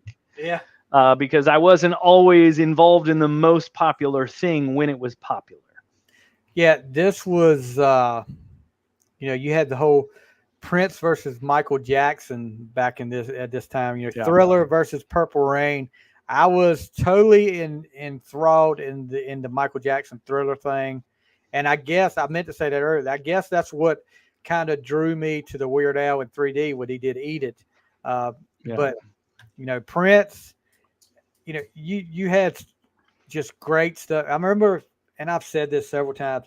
Casey Kasem became like my best friend back in the day because you didn't have the Apple Music or anything. You listen to Casey Kasem on Sundays right, and listen to the top 40 with your jam box sitting there, record on pause to get all your favorite songs. And Prince and Michael Jackson were all over that year. I mean, all over that. But yeah, Prince, like I said, I liked some of his stuff after that. The Diamonds and Pearls and stuff like that. But nothing, like I said, nothing has touched Purple Rain in my eyes, at least in my opinion, since then. I feel a little out of this one because I think if I remember right, I don't think my parents let me even watch Purple Rain, and they didn't let me listen to a lot of Prince. But I did go to the Prince Museum in Seattle. So if you guys ever get out there to see the memorabilia and the stuff that they have in that museum, is pretty awesome. The people that are in charge of his estate are actually starting to put more stuff out. I know they came out with a live album a couple years ago from I guess it was from the Purple Rain tour, and he was weird at concert, but he would do some long versions of songs. I'm talking like 15, 16-minute long versions of songs. But Prince was great. I as far as going back and watching Purple Rain, the movie, just go into it with a open mind that Prince is not an actor. Right. Yeah, Prince is not. It's kind of like Kiss meets the Phantom of the Park. It's so bad, it's good. I mean, yeah, but you know what? When I was a kid, I loved that movie. Oh yeah, I did too. I mean, what was it? Are you gonna bathe yourself in the waters of what it was, that lake? Something I can't remember what the lake was. When he told Apollonia that, I was like, what? This guy's weird. But yeah, he was a man though. He was definitely a man, and he didn't do bad for a guy that had no acting experience. But he didn't set the world on fire either. Right. All right, Jim, your turn. All right, I'm gonna lean obscure because again, as I transition through the 80s and 90s, I've got this album from Leclerc featuring KO in my electronic pop dance phase. The name of the album was "Tonight Is the Night," which had the song "Tonight Is the Night" on there. But arguably my favorite dance song off that album was "Call Me," which I even made into a ringtone for myself for a period of time. But the whole album, front to back, was just dance music. 140 beats a minute, 120 plus beats a minute in every song. It was real good up tempo album from 1997. So that's an obscure one. I'm gonna have to. When my time comes around, I'm gonna have to. It wasn't obscure, but it's gonna be a shocker to you guys. But Annie's all over the place. I guess she's got the dogs calmed down now. How have none of you said anything Lenny Kravitz yet? Love his stuff. Now, I love Lenny Kravitz, but I just don't have one that would be a desert island. It's not one that I had every song, on the album. He's got some great songs, but not the one with American Woman on it is pretty good. And I can't remember the name of the album now, but again, I probably just not every song. Yeah. It's not every one for me. All right, it's your turn, Brian. I'm gonna go, back to the 90s and back to rock. Linkin Park, Meteora. Oh yeah. That's one I just remember, sitting in the car with my tape deck, and it might have been CD back then. I don't know, but you just listen over and over. Yeah, never really got into Linkin Park. I've heard some of their songs. Of course, Chester. I remember the big thing I remember from them was when Chester came on and did. Didn't he collaborate with Motley Crue and did a version of Home Sweet Home? He might have. I think he did, but I may be wrong there. But he was on CNBC before he passed too. He was involved in some investment stuff. And I'm really getting in Annie's doghouse now. Yeah, I want you to know that because she is. When I said that about the Lenny Kravitz, she's and all good. So I'm okay. let me see if while we're sitting here, yeah, he did a version of Home Sweet Home with Motley Crue. So I don't remember listening to it that much, but gosh, one of the all-time best power ballads out there. Everybody talks about. I think I was listening to a podcast the other night where somebody was talking about an album that it probably outsold Theater of Pain, but then another guy brought up, you got to remember Home Sweet Home was on that album, and Theater of Pain had outsold it by at least 2 million, and that was probably just because of Home Sweet Home. Well, mentioning LinkedIn or Linkin Park, not LinkedIn. It made me think of Fort Minor, and I can't believe I forgot to include Fort Minor's "The Rising Tide" album, which had "Remember the Name," "Where'd You Go," stuff like that. So Fort Minor. See, I've never listened to that. Yeah, I've not listened to that either. I'm gonna have to check them out. Yeah, Fort Minor is the offshoot of Linkin Park. Okay. So Mike, what's his name? The guy that does the rapping for Linkin Park. He's the front man for Fort Minor. Okay, I have to check them out. All right, this is where I'm going to shock you guys. This is one that, unless it turns up on my list deep in the trenches. If it does, I will be shocked. I'll put it this way. Because I always ask all the guests on my show, what's your guilty pleasure? What's one that somebody would be shocked that you listen to? And I mean, there's nothing wrong with listening to, I say it's a guilty pleasure, but there's really nothing wrong with listening to every kind of music because, I might have one of those on here. I get tired of people saying, and I was just as guilty of it back in the day, with my dislike for country music when I was listening to 80s. I was like, yeah, well, you can't listen to 80s rock if you're listening to country music, and vice versa. You can't listen to pop if you're listening to 80s rock. That's, of course, I got my head straight now. And even back in the day, I may have been in the closet with this one, but I was listening to this, and man, was I crushing on this lady right here. And this album came out in 1989. And I mean, it's going to be Paula Abdul, isn't it? No. Lita Ford. No, that wouldn't shock you, the fact that I would be listening to Lita Ford. I'm looking over here at it right now on my shelf.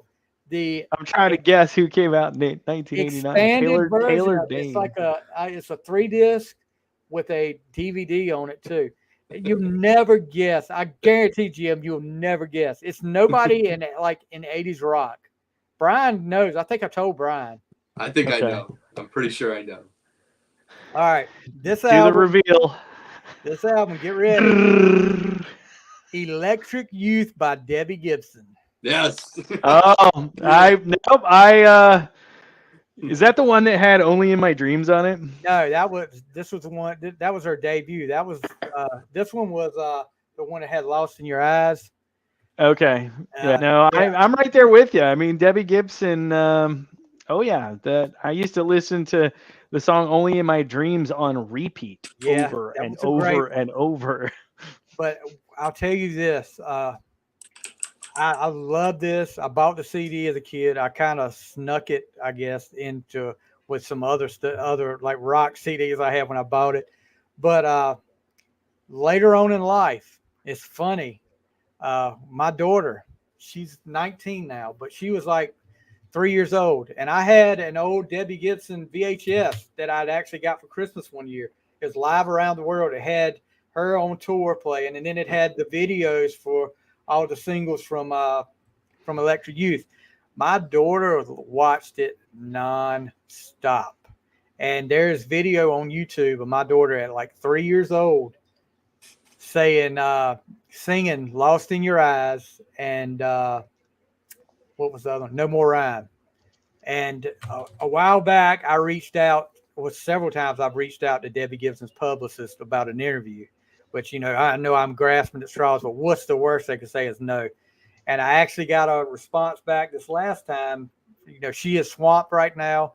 We'll come back around to you, which was like great. I was like, okay. And I said, I've got to share this with you, before, and if you want to share it with her, that's fine. So I sent her the YouTube link of that, and she's like, oh my God, this is precious. I mean, and it was just funny how you put that on your kids, and but she took right to Debbie Gibson. She loved her, still to this day loves her. But yeah, nice. I figured I'd shock the people there with a little Debbie Gibson, Electric Youth. But man, did I crush hard on her back in the day. She was. I think we all did. And she is still smoking. I'm sorry. Sorry, Annie. Yeah. Sorry, Annie. I'll probably get into the doghouse again for that. But anyway, she did say I wasn't in the doghouse yet. So good. But after that, I may be. All right.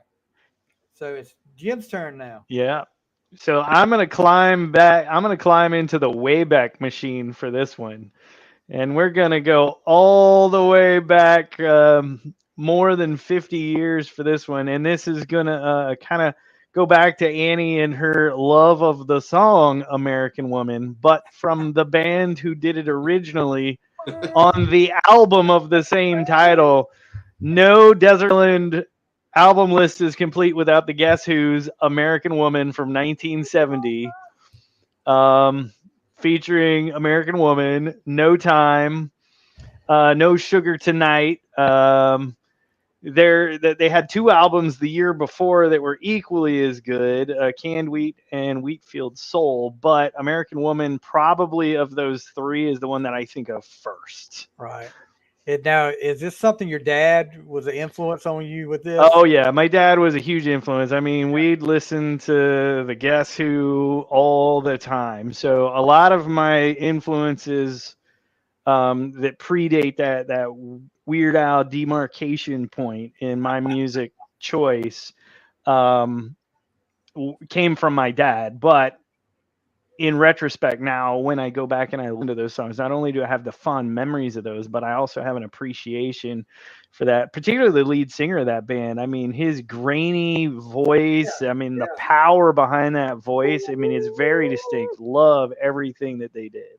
They're still touring, right? Yeah. Yes. You know who was the drummer recently? No. Troy Lucetta. Yeah. Yep. And actually, I was talking to Annie's producer not too long ago. I think they actually asked him to go out on tour with them. How can look, Troy is a great drummer. He always has been. For sure. It's just a shame. Like I said last time, I'd love to see all the originals from Tesla get back together one more time. So, all right, Brian, who you got, bud? Should we go for a guilty pleasure, or what do you think? Oh, yeah, I'm down for a guilty pleasure. Yeah, I think if we're gonna go guilty pleasure, I would have to go with a newer album by Lainey Wilson.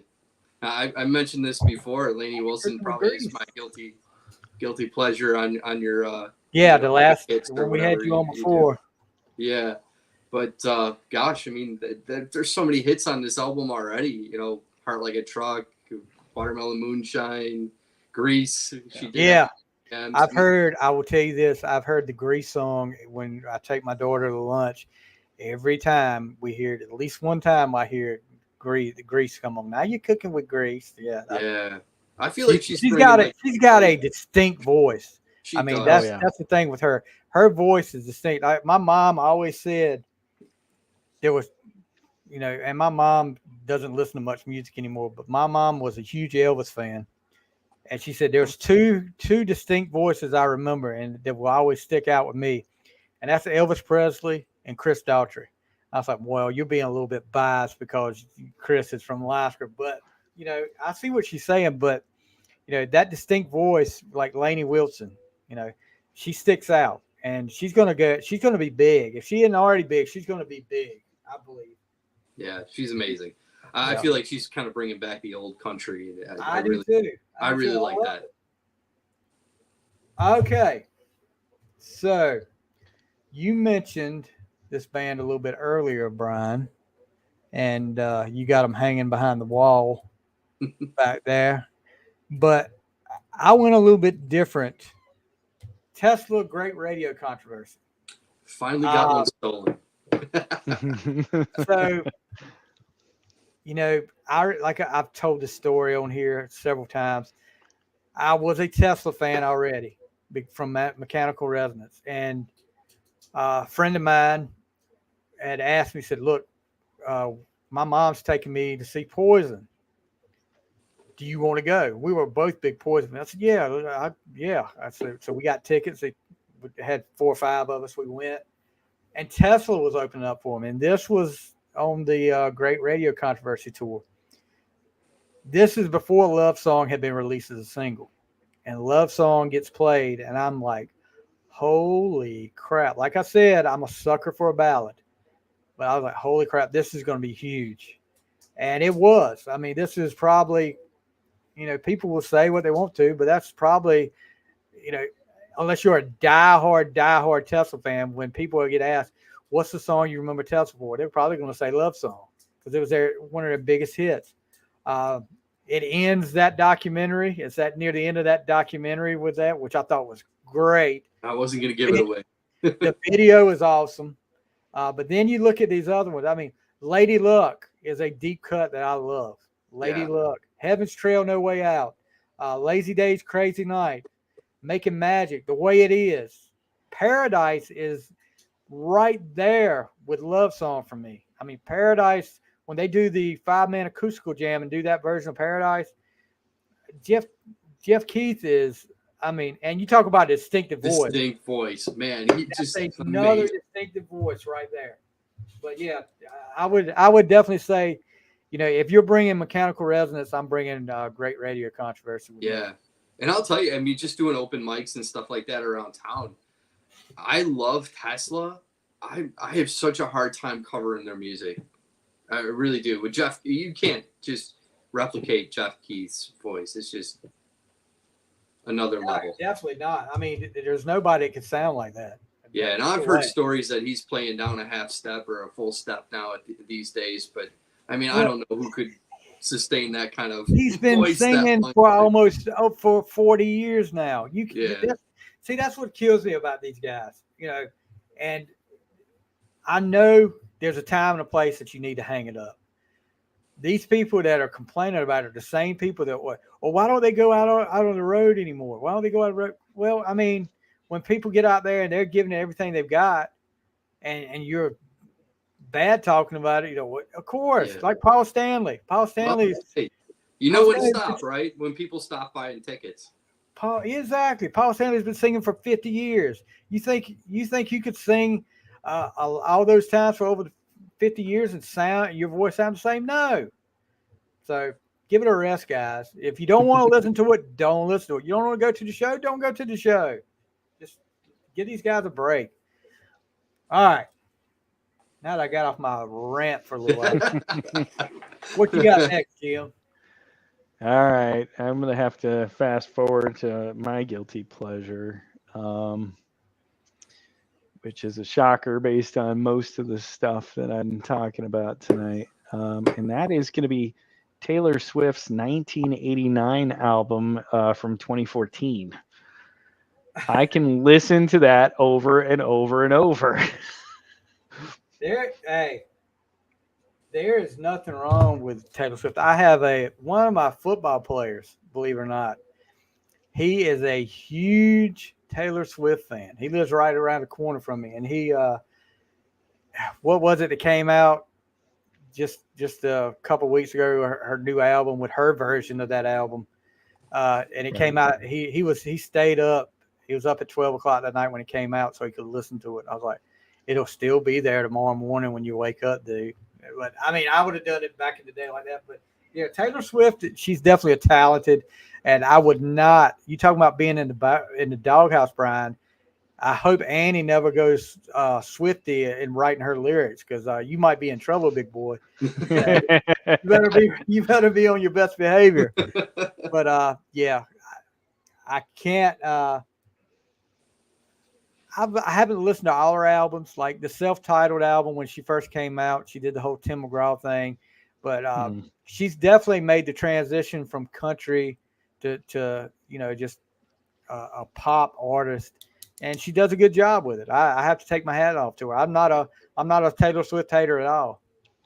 No, I know a lot of people in Nashville don't really, some people, kind of say things about how she became famous or whatever, but you can't discount how good of a writer she is. Number one. Oh yeah. Just amazing talent. I mean,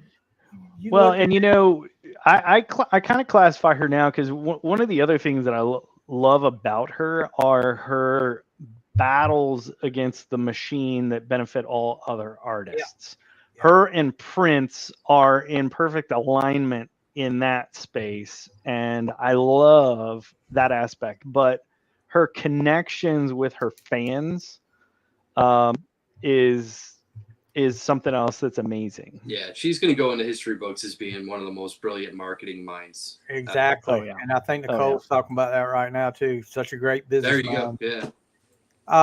But if I had to compare her, I mean, and we talked about this girl, Debbie Gibson was writing her own music at like 13 or 14. Same thing with Taylor Swift. Taylor Swift was writing her own stuff. The fact that she could write all these songs, whether it be about a bad relationship or whatever, the fact that she can put together all these songs is mind-blowing to me. She does a great job with it. But nothing wrong with Taylor Swift there. I like it. All right, Brian. Oh, man, we're getting deep. And I do want to say one more thing, because Anne, while she's not really a Swiftie, her cover songs tend to get a little stabby. Uh-oh. She knows what I mean by that.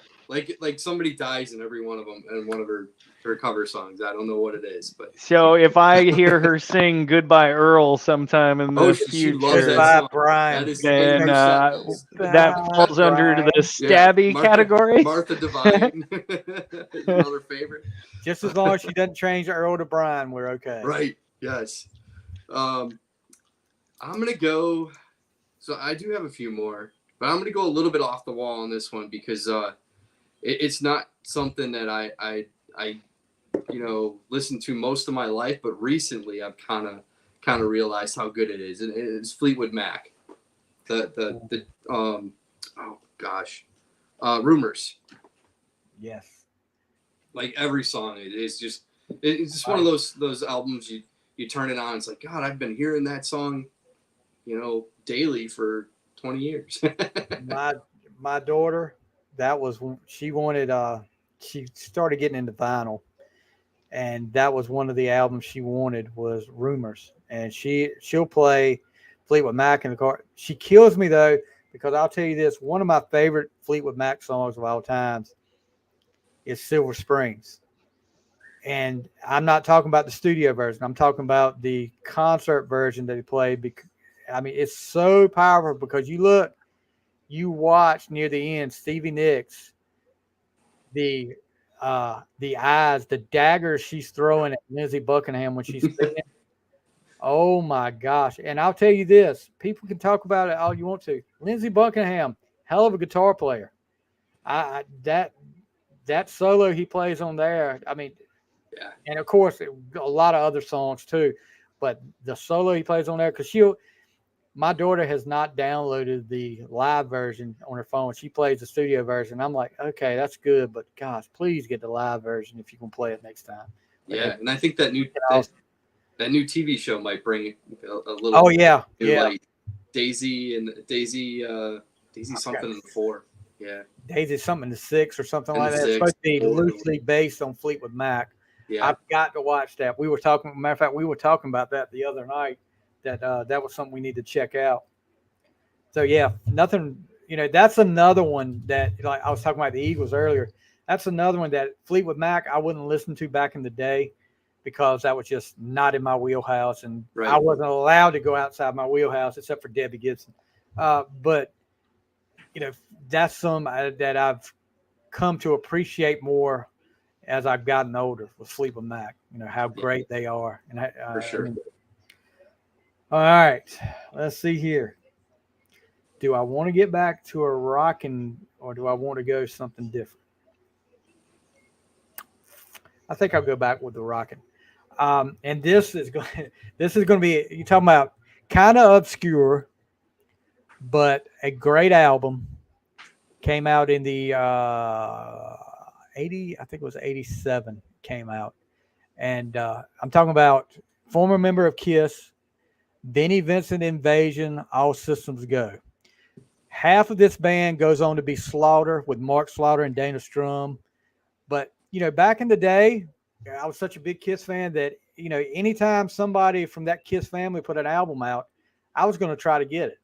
And I did not get the debut Vinnie Vincent Invasion. I got it later on, and I do not.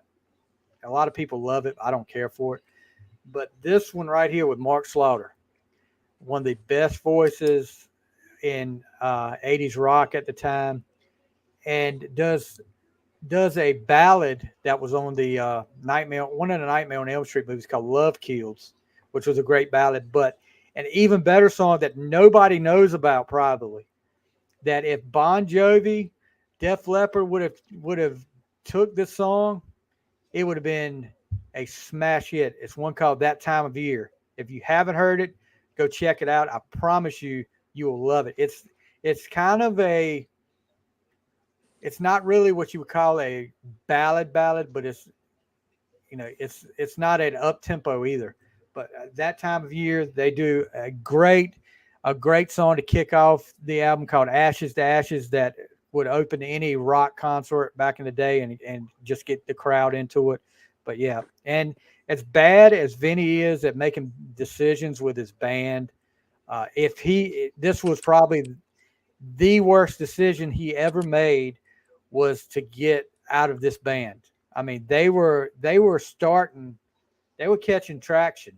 And if they'd have done another album with stuff like this on it, I think they would have been big because it was not right before grunge came out. But, and what I hear too, Slaughter and Strum and Bobby Rock were ready to get away from Vinny because he was just strange. That's been documented over the years too. But yeah, All Systems Go.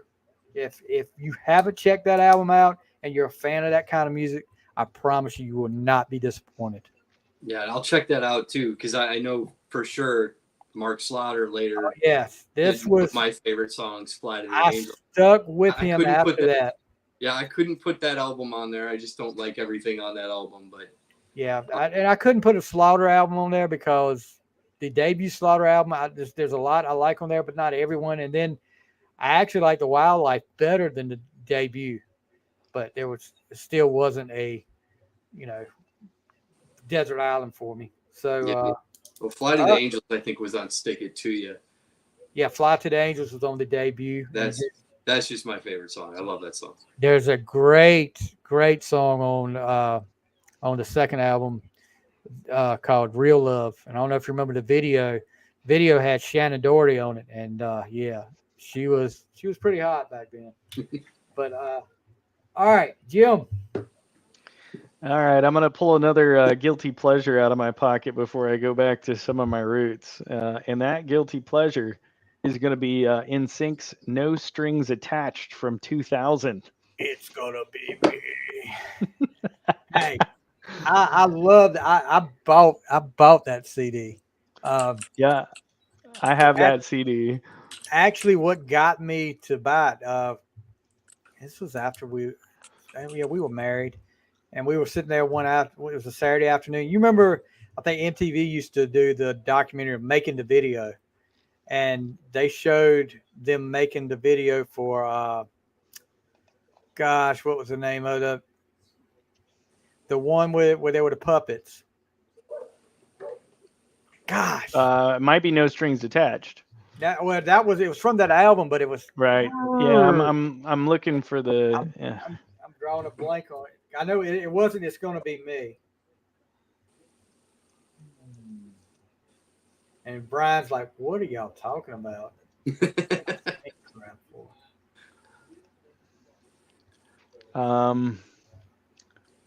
Yeah, it might be No Strings Attached. That's a song because I don't think it was Bye Bye Bye.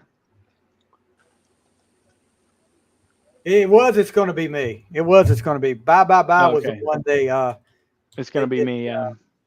They did the other video for it. It was Going to Be Me. But yeah, that made me. I kept listening to it. I was like, that's, as bad as I want to say, I was like, this is kind of good. So went out, bought the CD. Great album. And then I went back and bought the first one. But yeah, no problem with no. What was it? There was one song that my daughter used to listen to all the time on No Strings Attached. No, it was a celebrity that she listened to. Some Well, good see, when they were touring, there were a couple of young ladies that used to call into my radio show, and they were huge fans of NSYNC, and they were going to go up and see them at Madison Square Garden. And they were in the little VIP room, and since they loved listening to JC on the air, they had JC Chazé call me. And wow. I did a quick impromptu interview with him while they were waiting to go on stage at Madison Square Garden. So that's pretty awesome. Yeah, it was pretty cool. And then, of course, Justin Timberlake gets bigger than NSYNC, and that was the end of NSYNC. Yeah. My daughter what's the guy's name? Joey Fat One? I was like, no, it's Joey Fatone. Yeah, because it was spelled Fat One, though. Yeah. Anyway. Well, him and Lance Bass were in a movie called On the Line that was actually a pretty great rom-com that featured Lance Bass and Emmanuel Shrieky. And it's a really good movie from the early 2000s. Okay. Brian's like, let me get away from this NSYNC stuff. No, you don't. So, I mean, we hang out in that Leapers Fork all the time, and I know Justin Timberlake's mom still lives. I think he bought her quite a lot of land out there. Oh, really? And the first time we stayed out there, we were going to stay in one of his friends' Airbnbs, and they advertised it as, one of those places where they kind of, go to create. But and one of Ann's friends is actually friends with his mom.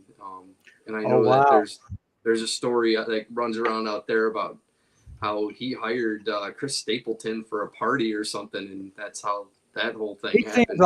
He seems like he would be a cool guy to hang out with.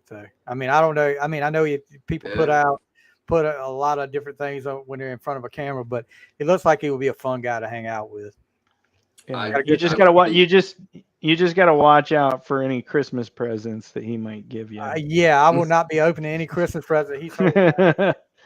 Because you never know what you might get in that box. Or Andy Samberg either. I know exactly what you're talking about there, bud. All right, what you got, Brian? I got to go back to some 80s, 90s rock. This just reminds me of, spending time as a teenager, probably right before I got my driver's license, kind of doing stunts out in the cul-de-sac in front of my parents' house in the south side of Chicago. Van Halen, 5150, one of my favorite songs on there, Summer Nights. Just everything else on that album. That was another. We just wore that album out. Everybody wanted to hear that just to see what Van Halen sounded like without David Lee Roth, and I was one of them. I bought it as soon as it came out. But I'll tell you this, you've got the Dreams, you got Love Walks In. What was the other one? Best of Both Worlds. Both but Worlds, I'll tell you, probably competing for my favorite song on that album is 5150. That is a killer song. I remember hearing it, and I hadn't listened to it for a while, and then probably about a year ago I started listening to it again. I think we were doing a Van Halen episode, and I was like, I forgot how good 5150 was. The song and the album. This has got to be right up there with one of Van Halen's top, right there. But I'm kind of kicking myself too, because I had the stunt bike that I rode back then. Because I probably just bought it and it was beautiful. And I sold it maybe about 5 or 6 years ago. And I can't believe how much money some of those things are worth. Oh, yeah. It was amazing. It was a GT Pro Performer. I remember vividly listening to Summer Nights, rocking all the stunts on my GT Pro Performer. Summer Night. I remember that song. All right. So I'm going to go a little different this time, too.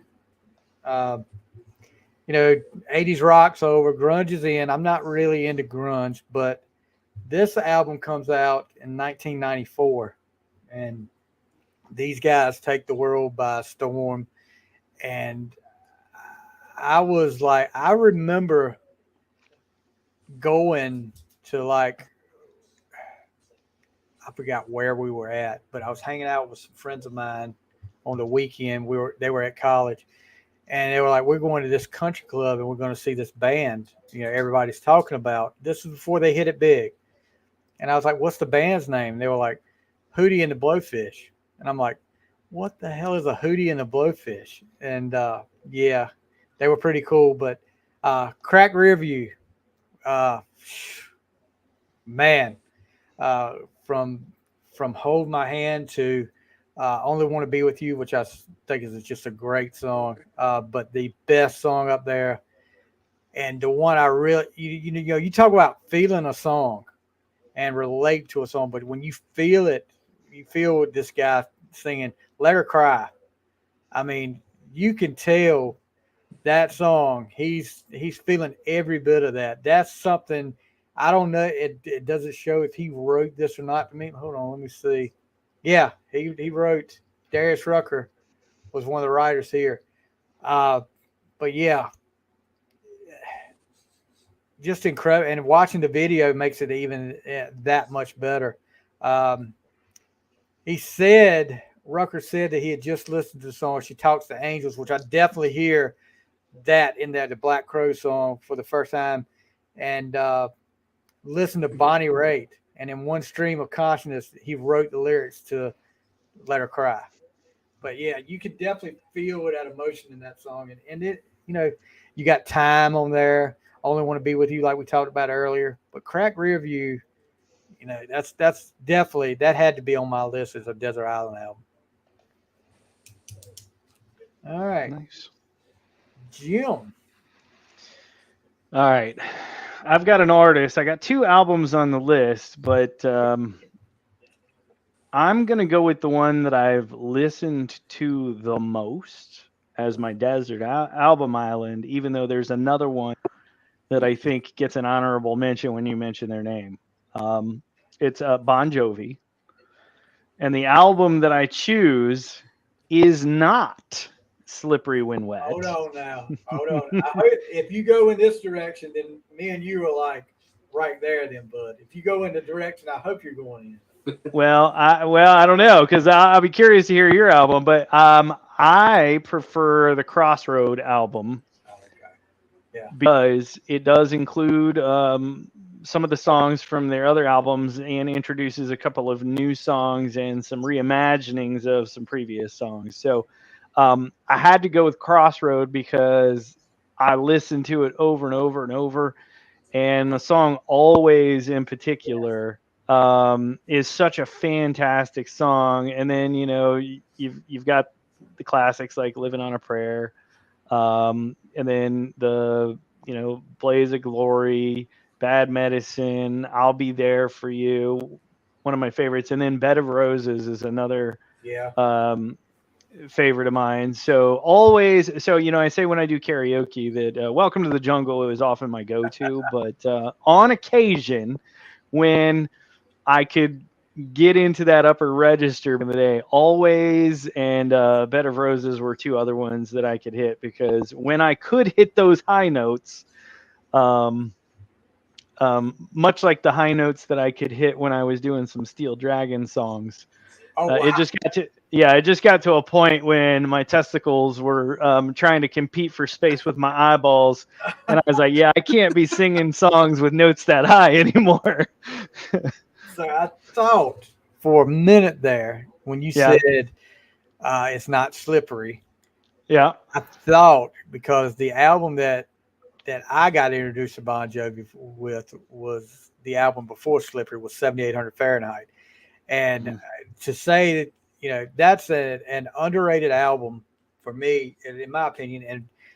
And John just doesn't want to acknowledge it at all. I mean, he talks about the production was so crappy on it, which I don't think it was, but Well, In and Out of Love from that album is actually on the Crossroad yeah, album. So, and to see, he's such I think, a perfectionist in yeah, some regard, but you can't deny that some of the decisions that they made from their first album to 7800 to Slippery When Wet, and then you were talking about before with Boys to Men and what happened. yeah, These bands or these groups, and they're still out there performing, and it's not that they don't have a fan base, it's just that you don't ever hear them on like terrestrial radio anymore. yeah, But yeah, it was very different. And Slippery When Wet in 1986, I remember how Living on a Prayer you give kept love a bad bouncing name. between the number one and Oh number yeah, two spot on MTV's top video of the day. It was a fight between them and the Beastie Boys. fight for your right. Fight for your right. So yeah. Uh, just looking at some of the songs on 7800 though, like you said, In and Out of Love, Only Lonely. That was the video was a freaking mini movie that when I saw it, I was like, okay, I got to see what happened here. What's going on with the rest of this? And then you have Silent Night and Tokyo Road, which occasionally they'll come back to some of those songs, very infrequently though. But I'll tell you this, and I realize, you know, you get to a certain age with these guys and they can't write songs like they did back in the day about partying and all this stuff. But the last Bon Jovi album, the 2021 or 20, whatever it was god awful. It depressed me to no end because when I'm sitting here, you don't have to write about partying and all this stuff. But when I listen to a Bon Jovi album, I want to hear something that's going to bring me up. Not, I mean, every one of those songs on that album was something depressing. And I was like, dude, I, I can't. I finished it, but I was like, oh, I can't. I won't. That will be one I never listen to again. And hopefully, all the rumors out there about Richie coming back, which he says he hadn't even been contacted. If they do get back together and do another album, I think they said they're doing another album with or without Richie. I hope it's a little bit more upbeat this time. Well, and it kind of makes me wonder when you start getting into some of these bands that have been around for decades, right? One of the questions that I always ask myself is, why do some bands successfully transition into a new decade and others essentially are kicking the can, right? When you look at Aerosmith and their longevity from 1970 to the 2000s, I mean, those guys are still kicking. Yeah. And then, Bon Jovi, they've had some ups and downs. Metallica experienced it too, early 80s, the 90s, some of the 2000s stuff. It's just something that has always fascinated me about how the bands that transition just do it with flair, and the ones that don't, I think, are just overthinking it. They're like, oh, we've got to change our sound. But do you?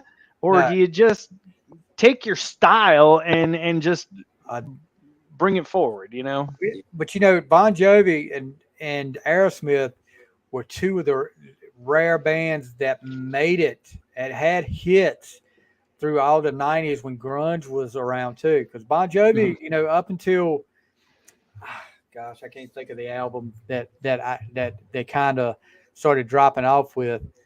But they did "It's My Life." I think that was in the early '90s, early or late '90s, early 2000s when that came out. They had hits on that album, but more power to them there. But like I said, he wanted to make this last album political, and it was just not my cup of tea. More power to you if you liked it, but I couldn't do it. I couldn't do it more than once. All right, No, I think Brian. So. Yeah, I guess I'll go. Guilty pleasure. Let's see. No. I only do one guilty pleasure. Okay, I got you. I'm gonna go back to some rock here, some really heavy rock, and I know you're not gonna like this one. It's actually, I'm not gonna go with that one yet. I'm gonna go back to grunge. How's that? I was really surprised at how much grunge I actually like, because I didn't really like grunge in the whole era where we were blaming grunge for killing hair metal.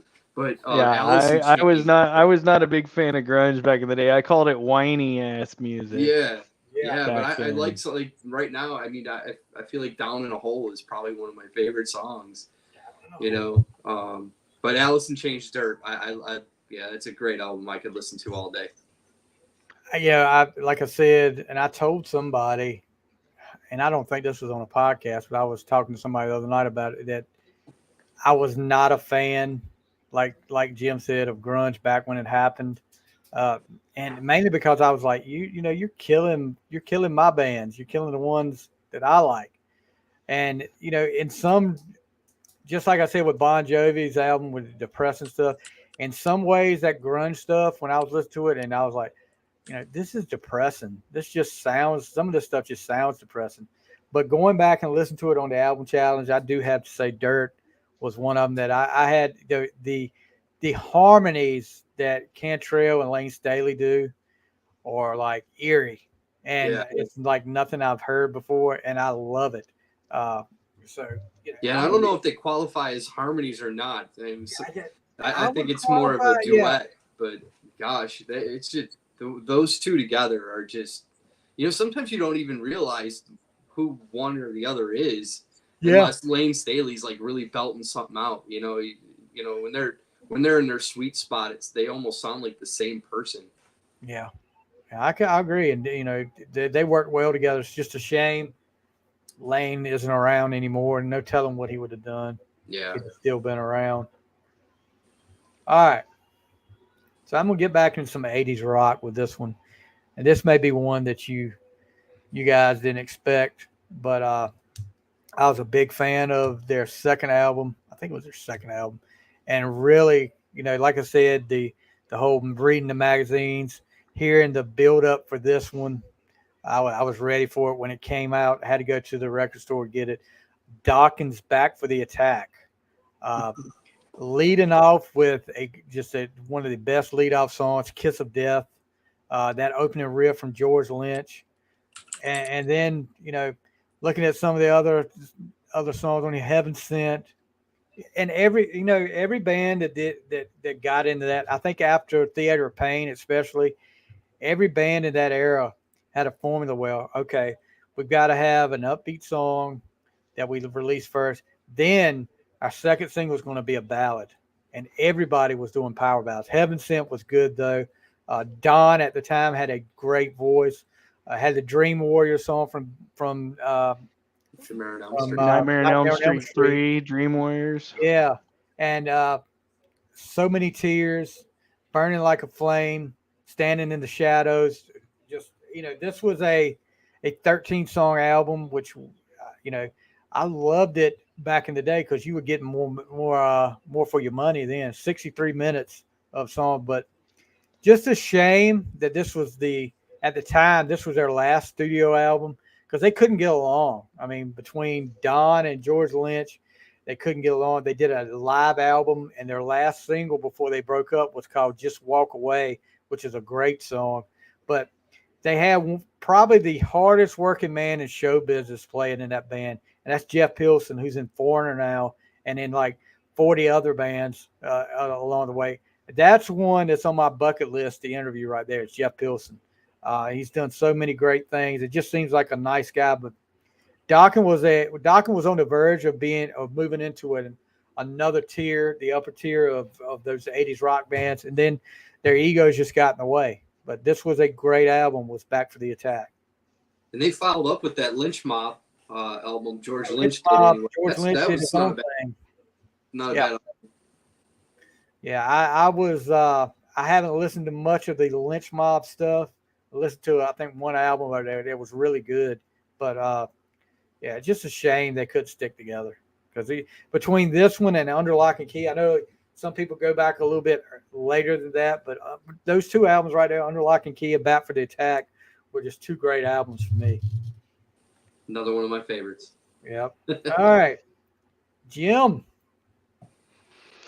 Yeah, I'm perusing the list. Jim's been looking over there at his list trying to figure out what's next. He's got 50. I'm running out already. Yeah, I'm getting down to my last two. All right. Well, keep me posted when we're getting ready to wrap it up, because I'm holding on to a couple that are vying for the one. We'll probably do let's say we do three more. Okay. Have you got three more, Brian? I'll find three more. Yeah. Maybe I'll bring that Lenny Kravitz one back. Yeah, you'll get brownie points then. I know. So I already mentioned this artist once before, but I got to go with this one, just because not only does she on this album sing some of the songs that she'd already sung. It's a live album. Okay. But she also does a couple of covers that the originals were fantastic, and then to hear her do them live was also fantastic. And it's Pink, All I Know So Far live. It includes some of her hits like Perfect. Oh yeah. It's got Just Like a Pill.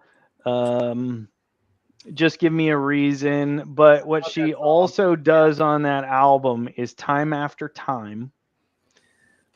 She does her version of Bohemian Rhapsody and her version of We Are the Champions. So those three covers that she performs live are fantastic.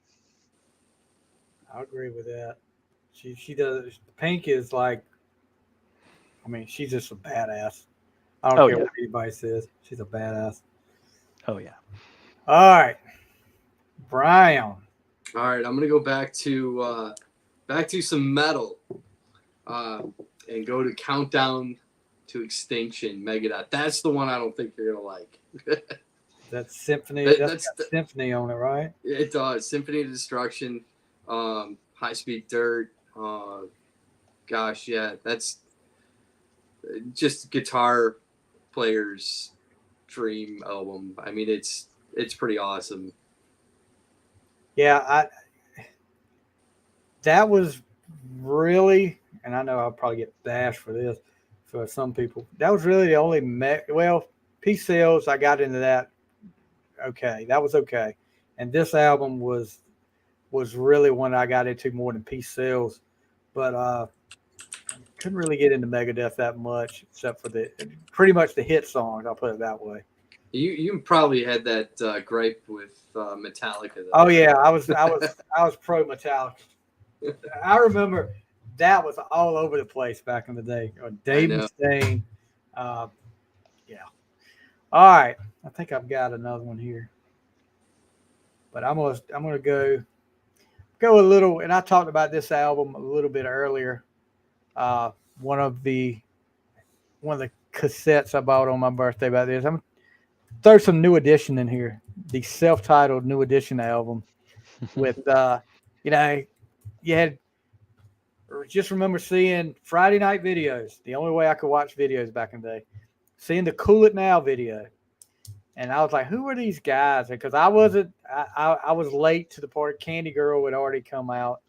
And didn't realize, is this the end? Was I out too? And I didn't I missed out on that. But this came out.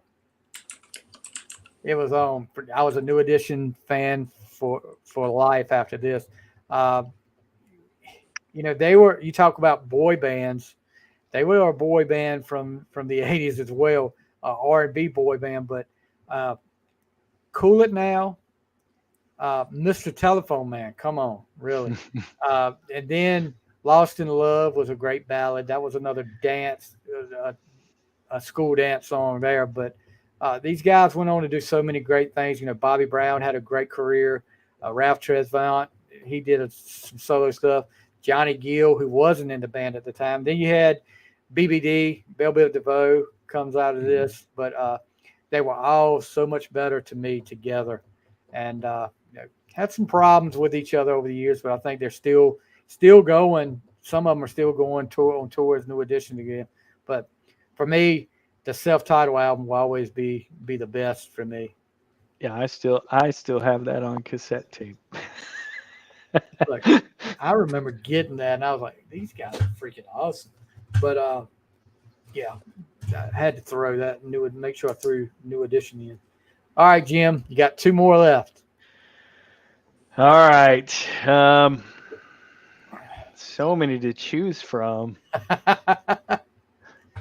gonna have to do a part 2 with Jim. Yeah, I gotta feel like I gotta go into the 2010s with Paramore.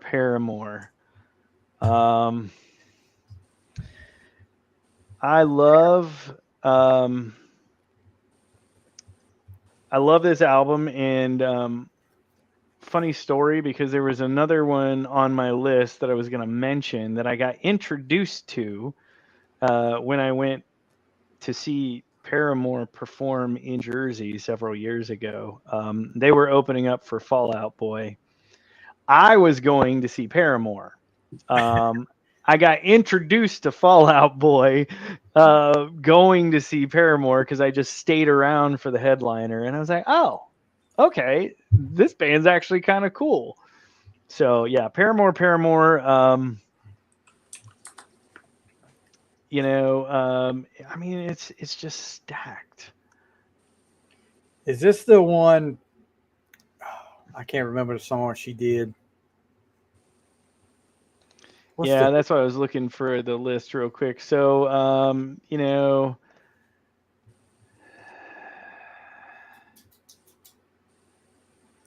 what was that girl's name? Not look, Haley Williams. Yeah. And I've got the song in my head, and I cannot think of the name of it that I remember. Yeah, this is showing up as a different, so I probably picked the wrong Paramore album. But yeah, Still Into You is one of the songs. Nope, Still Into You's on that album. So yeah, I like all of their earlier stuff, but had to get Paramore on there. Okay. Well, and the record label really tried to get her to be a pop princess, and she's like, no, I really want to front a rock band, and she stuck to her guns. So loved it. I'm sitting here trying to find a song that I like so much from them. I'll find it. All right, Brian, go ahead with yours. Ain't It Fun? That was it. Oh yeah. So I'm gonna go to a band that, God, they should have never broke up, but you know how bands have problems. Candlebox, the self-titled, with Far Behind, Cover Me, Mother's Dream, Rain, You, just another awesome album. I have not listened to Candlebox since probably back when I was a teenager, and one of my friends had it, and I remember it. I was like, "Who the heck is Candlebox?" But they were pretty good. I remember that. I've got to put that on my list too. I'm glad you brought that up, Ryan. Yeah, no, one of my favorites. I've seen them live, and then years later, I've got a couple of friends that kind of had a little connection. How they they famously were fighting in the studio, and the musicians were like like rotating through there. But apparently, somebody I know did some of the studio work for them. Okay. Yeah, on guitar. Yeah. Speaking of Candlebox, I just saw the other day that, or a few weeks, actually just the other day, that the drummer got tackled by the Deads at a show so that Mia Morris could come out and play drums for that, or play drums at a show. And I got to see Mia play briefly at Song Suffragette this week. And she's a talented young lady. I mean, she's a loop artist and she's a multi-instrumentalist. And I was blown away. Definitely. I've definitely got to. I'm glad you brought that up, Brian, because I haven't listened to them in a while. I gotta check them out again. All right. So my second to last is a classic album, Back into Rock, 70s. I think it came out in 78. The self-titled Van Halen album. I mean, to start off with that classic crunch of Running with the Devil, Eruption, You Really Got Me, then Jamie's Crying, Atomic Punk, Ice Cream Man. This was, you knew when you heard this band the first time they were going to be special. I mean, not just, and people always ask me, said, are you a Van Halen or are you a Van Hagar? I'm about 50-50 there. I like both of them. I don't side with either one because each one of them with Roth, like with Roth, they had a different identity, it seemed like, and they adapted to that mid 80s to late 80s sound with Hagar. Can you imagine David Lee Roth singing Love Walks In? It wouldn't happen. I mean, it wouldn't work. But yeah, this album, and I got into this after 1984 came out. I became a Van Halen. Well, not 5150, but Diver Down is when I started listening to Van Halen, and then went back and listened to some of the back stuff. And I always heard Jamie's Crying and Running with the Devil, but then to hear Eruption and then the Kinks cover, You Really Got Me. You could tell Van Halen was going to be something special. But, and sitting here thinking, I like this album, and, 5150 would be right there with it. But another album of Van Halen's that I love, and y'all probably going to think I'm crazy for this, is Balance. Don't Tell Me What Love Can Do. I Can't Stop Loving You. There's so many. I think he does 316 on there, the instrumental. But so many good songs on that one. And that was probably, to me, the last good Van Halen album. After that, just started going downhill. 3 was not good. I'm sorry, Gary Sharon. You got an incredible voice, but it didn't fit with Van Halen. All right. So the last one for Jim. I can't wait to hear this one. We're going to go way, way back again because I don't think any Desert Island album list is complete without The Who, Who's Next from 1971. Got probably the greatest opening song and greatest closing song in album history right there. Baba O'Reilly and Won't Get Fooled Again. It's also got Bargain. I mean, just going back and reacquainting myself with that just to make sure that I was remembering the correct album. And I was like, oh my gosh. Yes. Is Baba O'Reilly the one that always gets played before?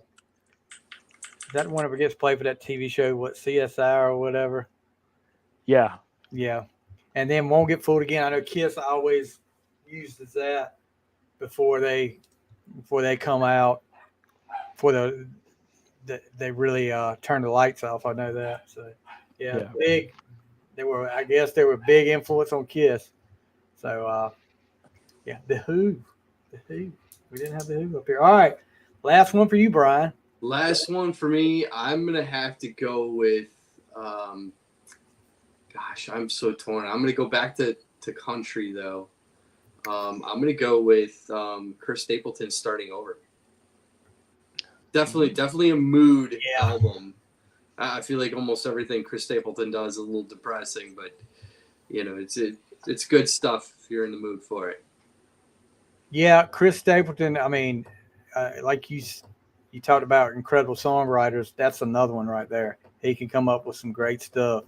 Um, I just listened to an album of his that I hadn't listened to the other day, and my daughter actually, she's got, and I can't remember the name of the band he was in before then, before he went on his own, but she's got one of them, and there's some pretty good. It's grown on me. First time I heard it, I was like, who is this? And she said, well, this is Chris Stapleton, the band he was in before he went on his own.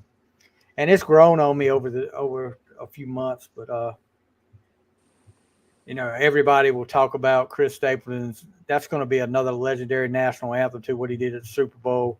I mean, if you're going to say, some of these people out there were saying, oh, he butchered that. You're crazy. This guy's got an incredible voice. All right, so my last one, we're gonna go stay country. This is one I added at the last minute because my list was up, but I had to go to look and scurry and real quick. But and this is back in the day they were hot, and this has come out in 1999, country, and they were known as the Dixie Chicks back then. Fly, Cowboy, Take Me Away. Of course, everybody loved Goodbye Earl. We talked about that a little bit earlier. Andy's favorite Stabby song. Yeah, Ready to Run. But there were, like I said, Sucker for a Ballad and Without You is one of the best, one of the best country ballads that I heard. The harmonies they do in that song are incredible. The video is pretty great. But my daughter and my wife are big Chicks fan. My daughter actually, I think this was her first concert. Well, no, her second concert. She went to see them in nearby here, and she was just talking about it. Came home and said it was the best night of my life, Daddy. Best night of my life. And I was like, that's pretty great. But this album was start to finish, hit after hit for me, and I like this a little bit better than Wide Open Spaces. And all the controversy that happened between Natalie and the political comments, put that to the side. These girls make some great music. And I like a lot of their later stuff. And I cannot remember the name of that song that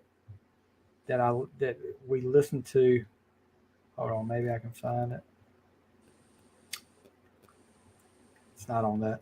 Anyway, but yeah, that's going to be my last one there. So we went through 16 apiece. So that's 48 albums. And some honorable mentions. And some honorable mentions. Asterisks. We got everything from Metallica to Eazy-E to Jimi Hendrix to Tesla to Debbie Gibson. I mean, we're all over the place. We can't say if we're trapped on that desert island for a while that we won't have a wide variety of music. We may not have much food, but we're going to have a wide variety of music to listen to. So thank you guys. I mean, we've been on here for 2 hours. I know you guys are probably. I think all our. Well, we got one. Somebody's sitting in here listening. I think Annie's give up. Annie probably has already. Annie gave up on us. Yeah, she probably gave up on us. But anyway, thank you guys for coming on. Brian, as always, 2-timer now. Sorry, Annie. And Jim, it was so nice to meet you, bud, and to get to talk to you. We'll definitely have. We'll have to come up with a. Need to come up with a round table discussion. Maybe we'll have different topics to talk about and pick each other's brain on. So Because I want to take Jim out to do karaoke now too. Yeah, I want to hear. I want to hear some of Yeah, the. you know what though? I feel like you guys would have been in for a much better show had we done that in the '90s when I could still hit some of those really high notes. Is there? And I'm going to ask Nicole if she's out there listening. Is there any video of this? Can you get video of next time he does karaoke so we can?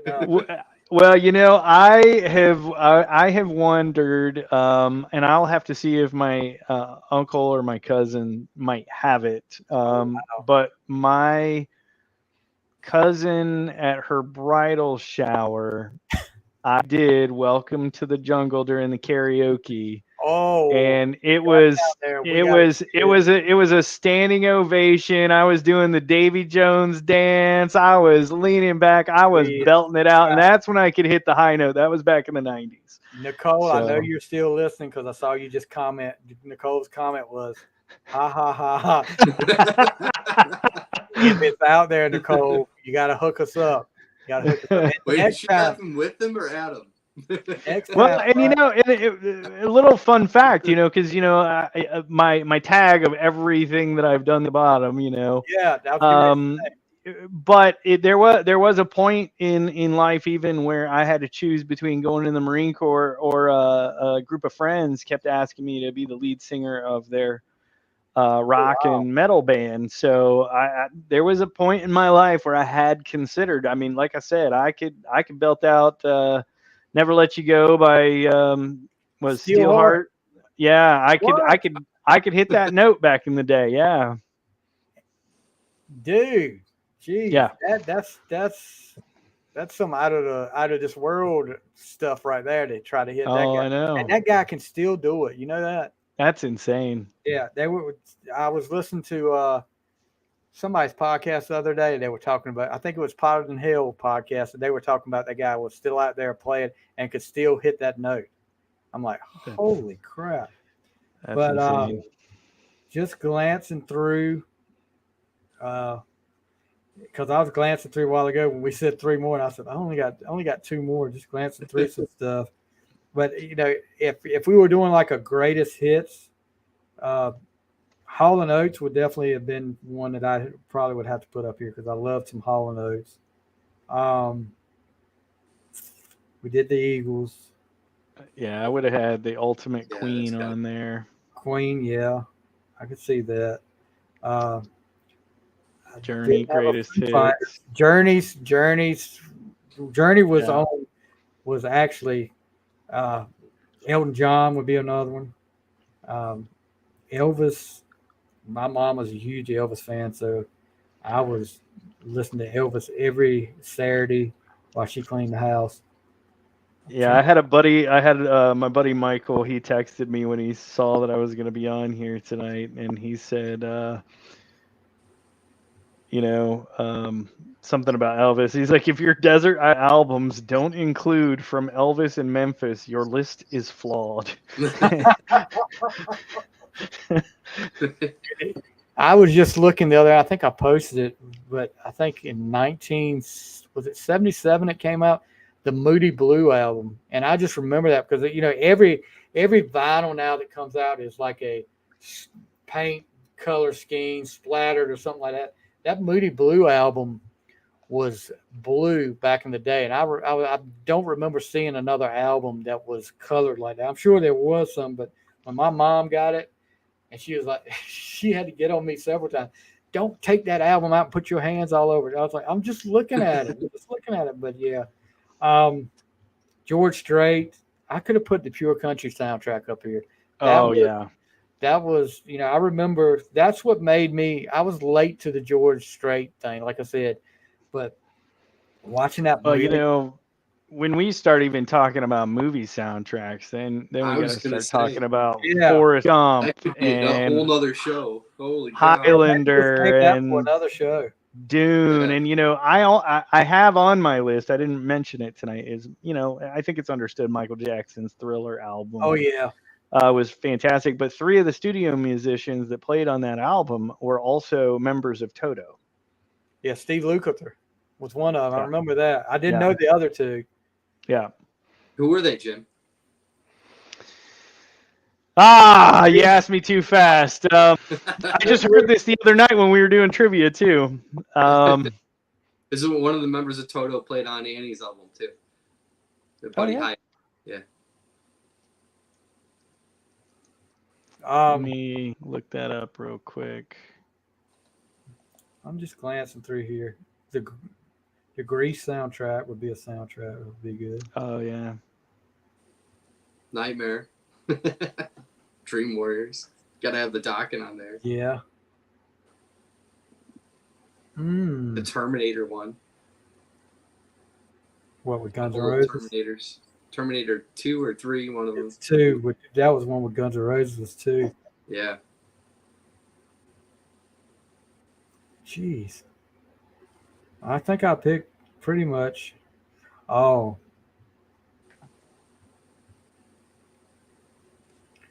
Kenny Chesney, I should have put on here.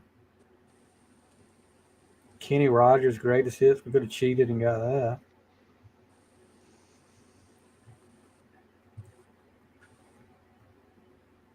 But yeah. So there's so many, I could have.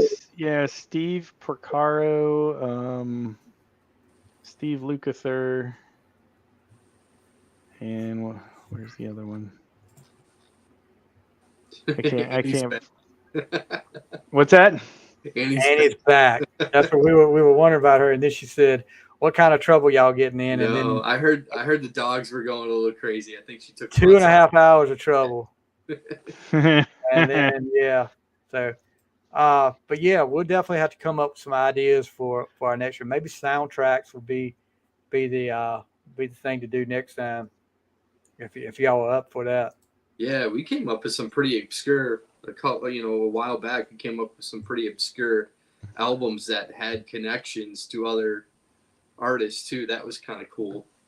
Yeah, that was cool. You think about, talking about Thriller though. I put a clip up the other day and I forgot about it. I saw it. I was amazed on the Jacksons when they did that Victory tour, and Eddie Van Halen it was coming through town and got on stage with him on that Victory tour, played the guitar. So Michael Jackson did Beat It that night and did the guitar solo. And I was like, phew. And did you know, Jim, being the Weird Al fan that you are, on Eat It, who did the guitar solo? Do you know?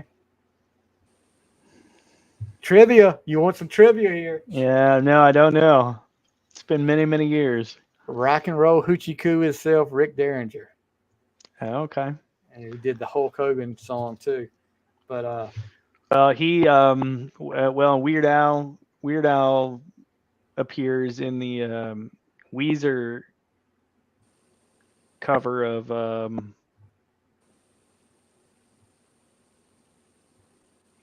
was it Africa? Yeah, I think you're right. I don't think I would have been surprised if Weird Al did that solo. I mean, he's a pretty good musician himself. Oh yeah. He wanted it because we talked about this in the top 10. Brad was real knowledgeable. He said he wanted it as close to Eddie Van Halen solo as he could possibly get. And the first person that popped in my mind, because I didn't know it at the time, was Steve Lukather. Because I just got it mixed up where he did play on the Thriller album, but Rick Derringer definitely makes sense there because Rick Derringer I think was also producing the albums as well. All right, any last words, guys, before we get out of here? Next time, Brian. Yeah, thank y'all for coming on. Next time, Brian, we're going to have to update our bottom line here to make us look as good as Jim down here. I got to type a resume out now. I don't know what I'll have to come up with. Well, maybe I'll just truncate mine into a Bitly or something next time.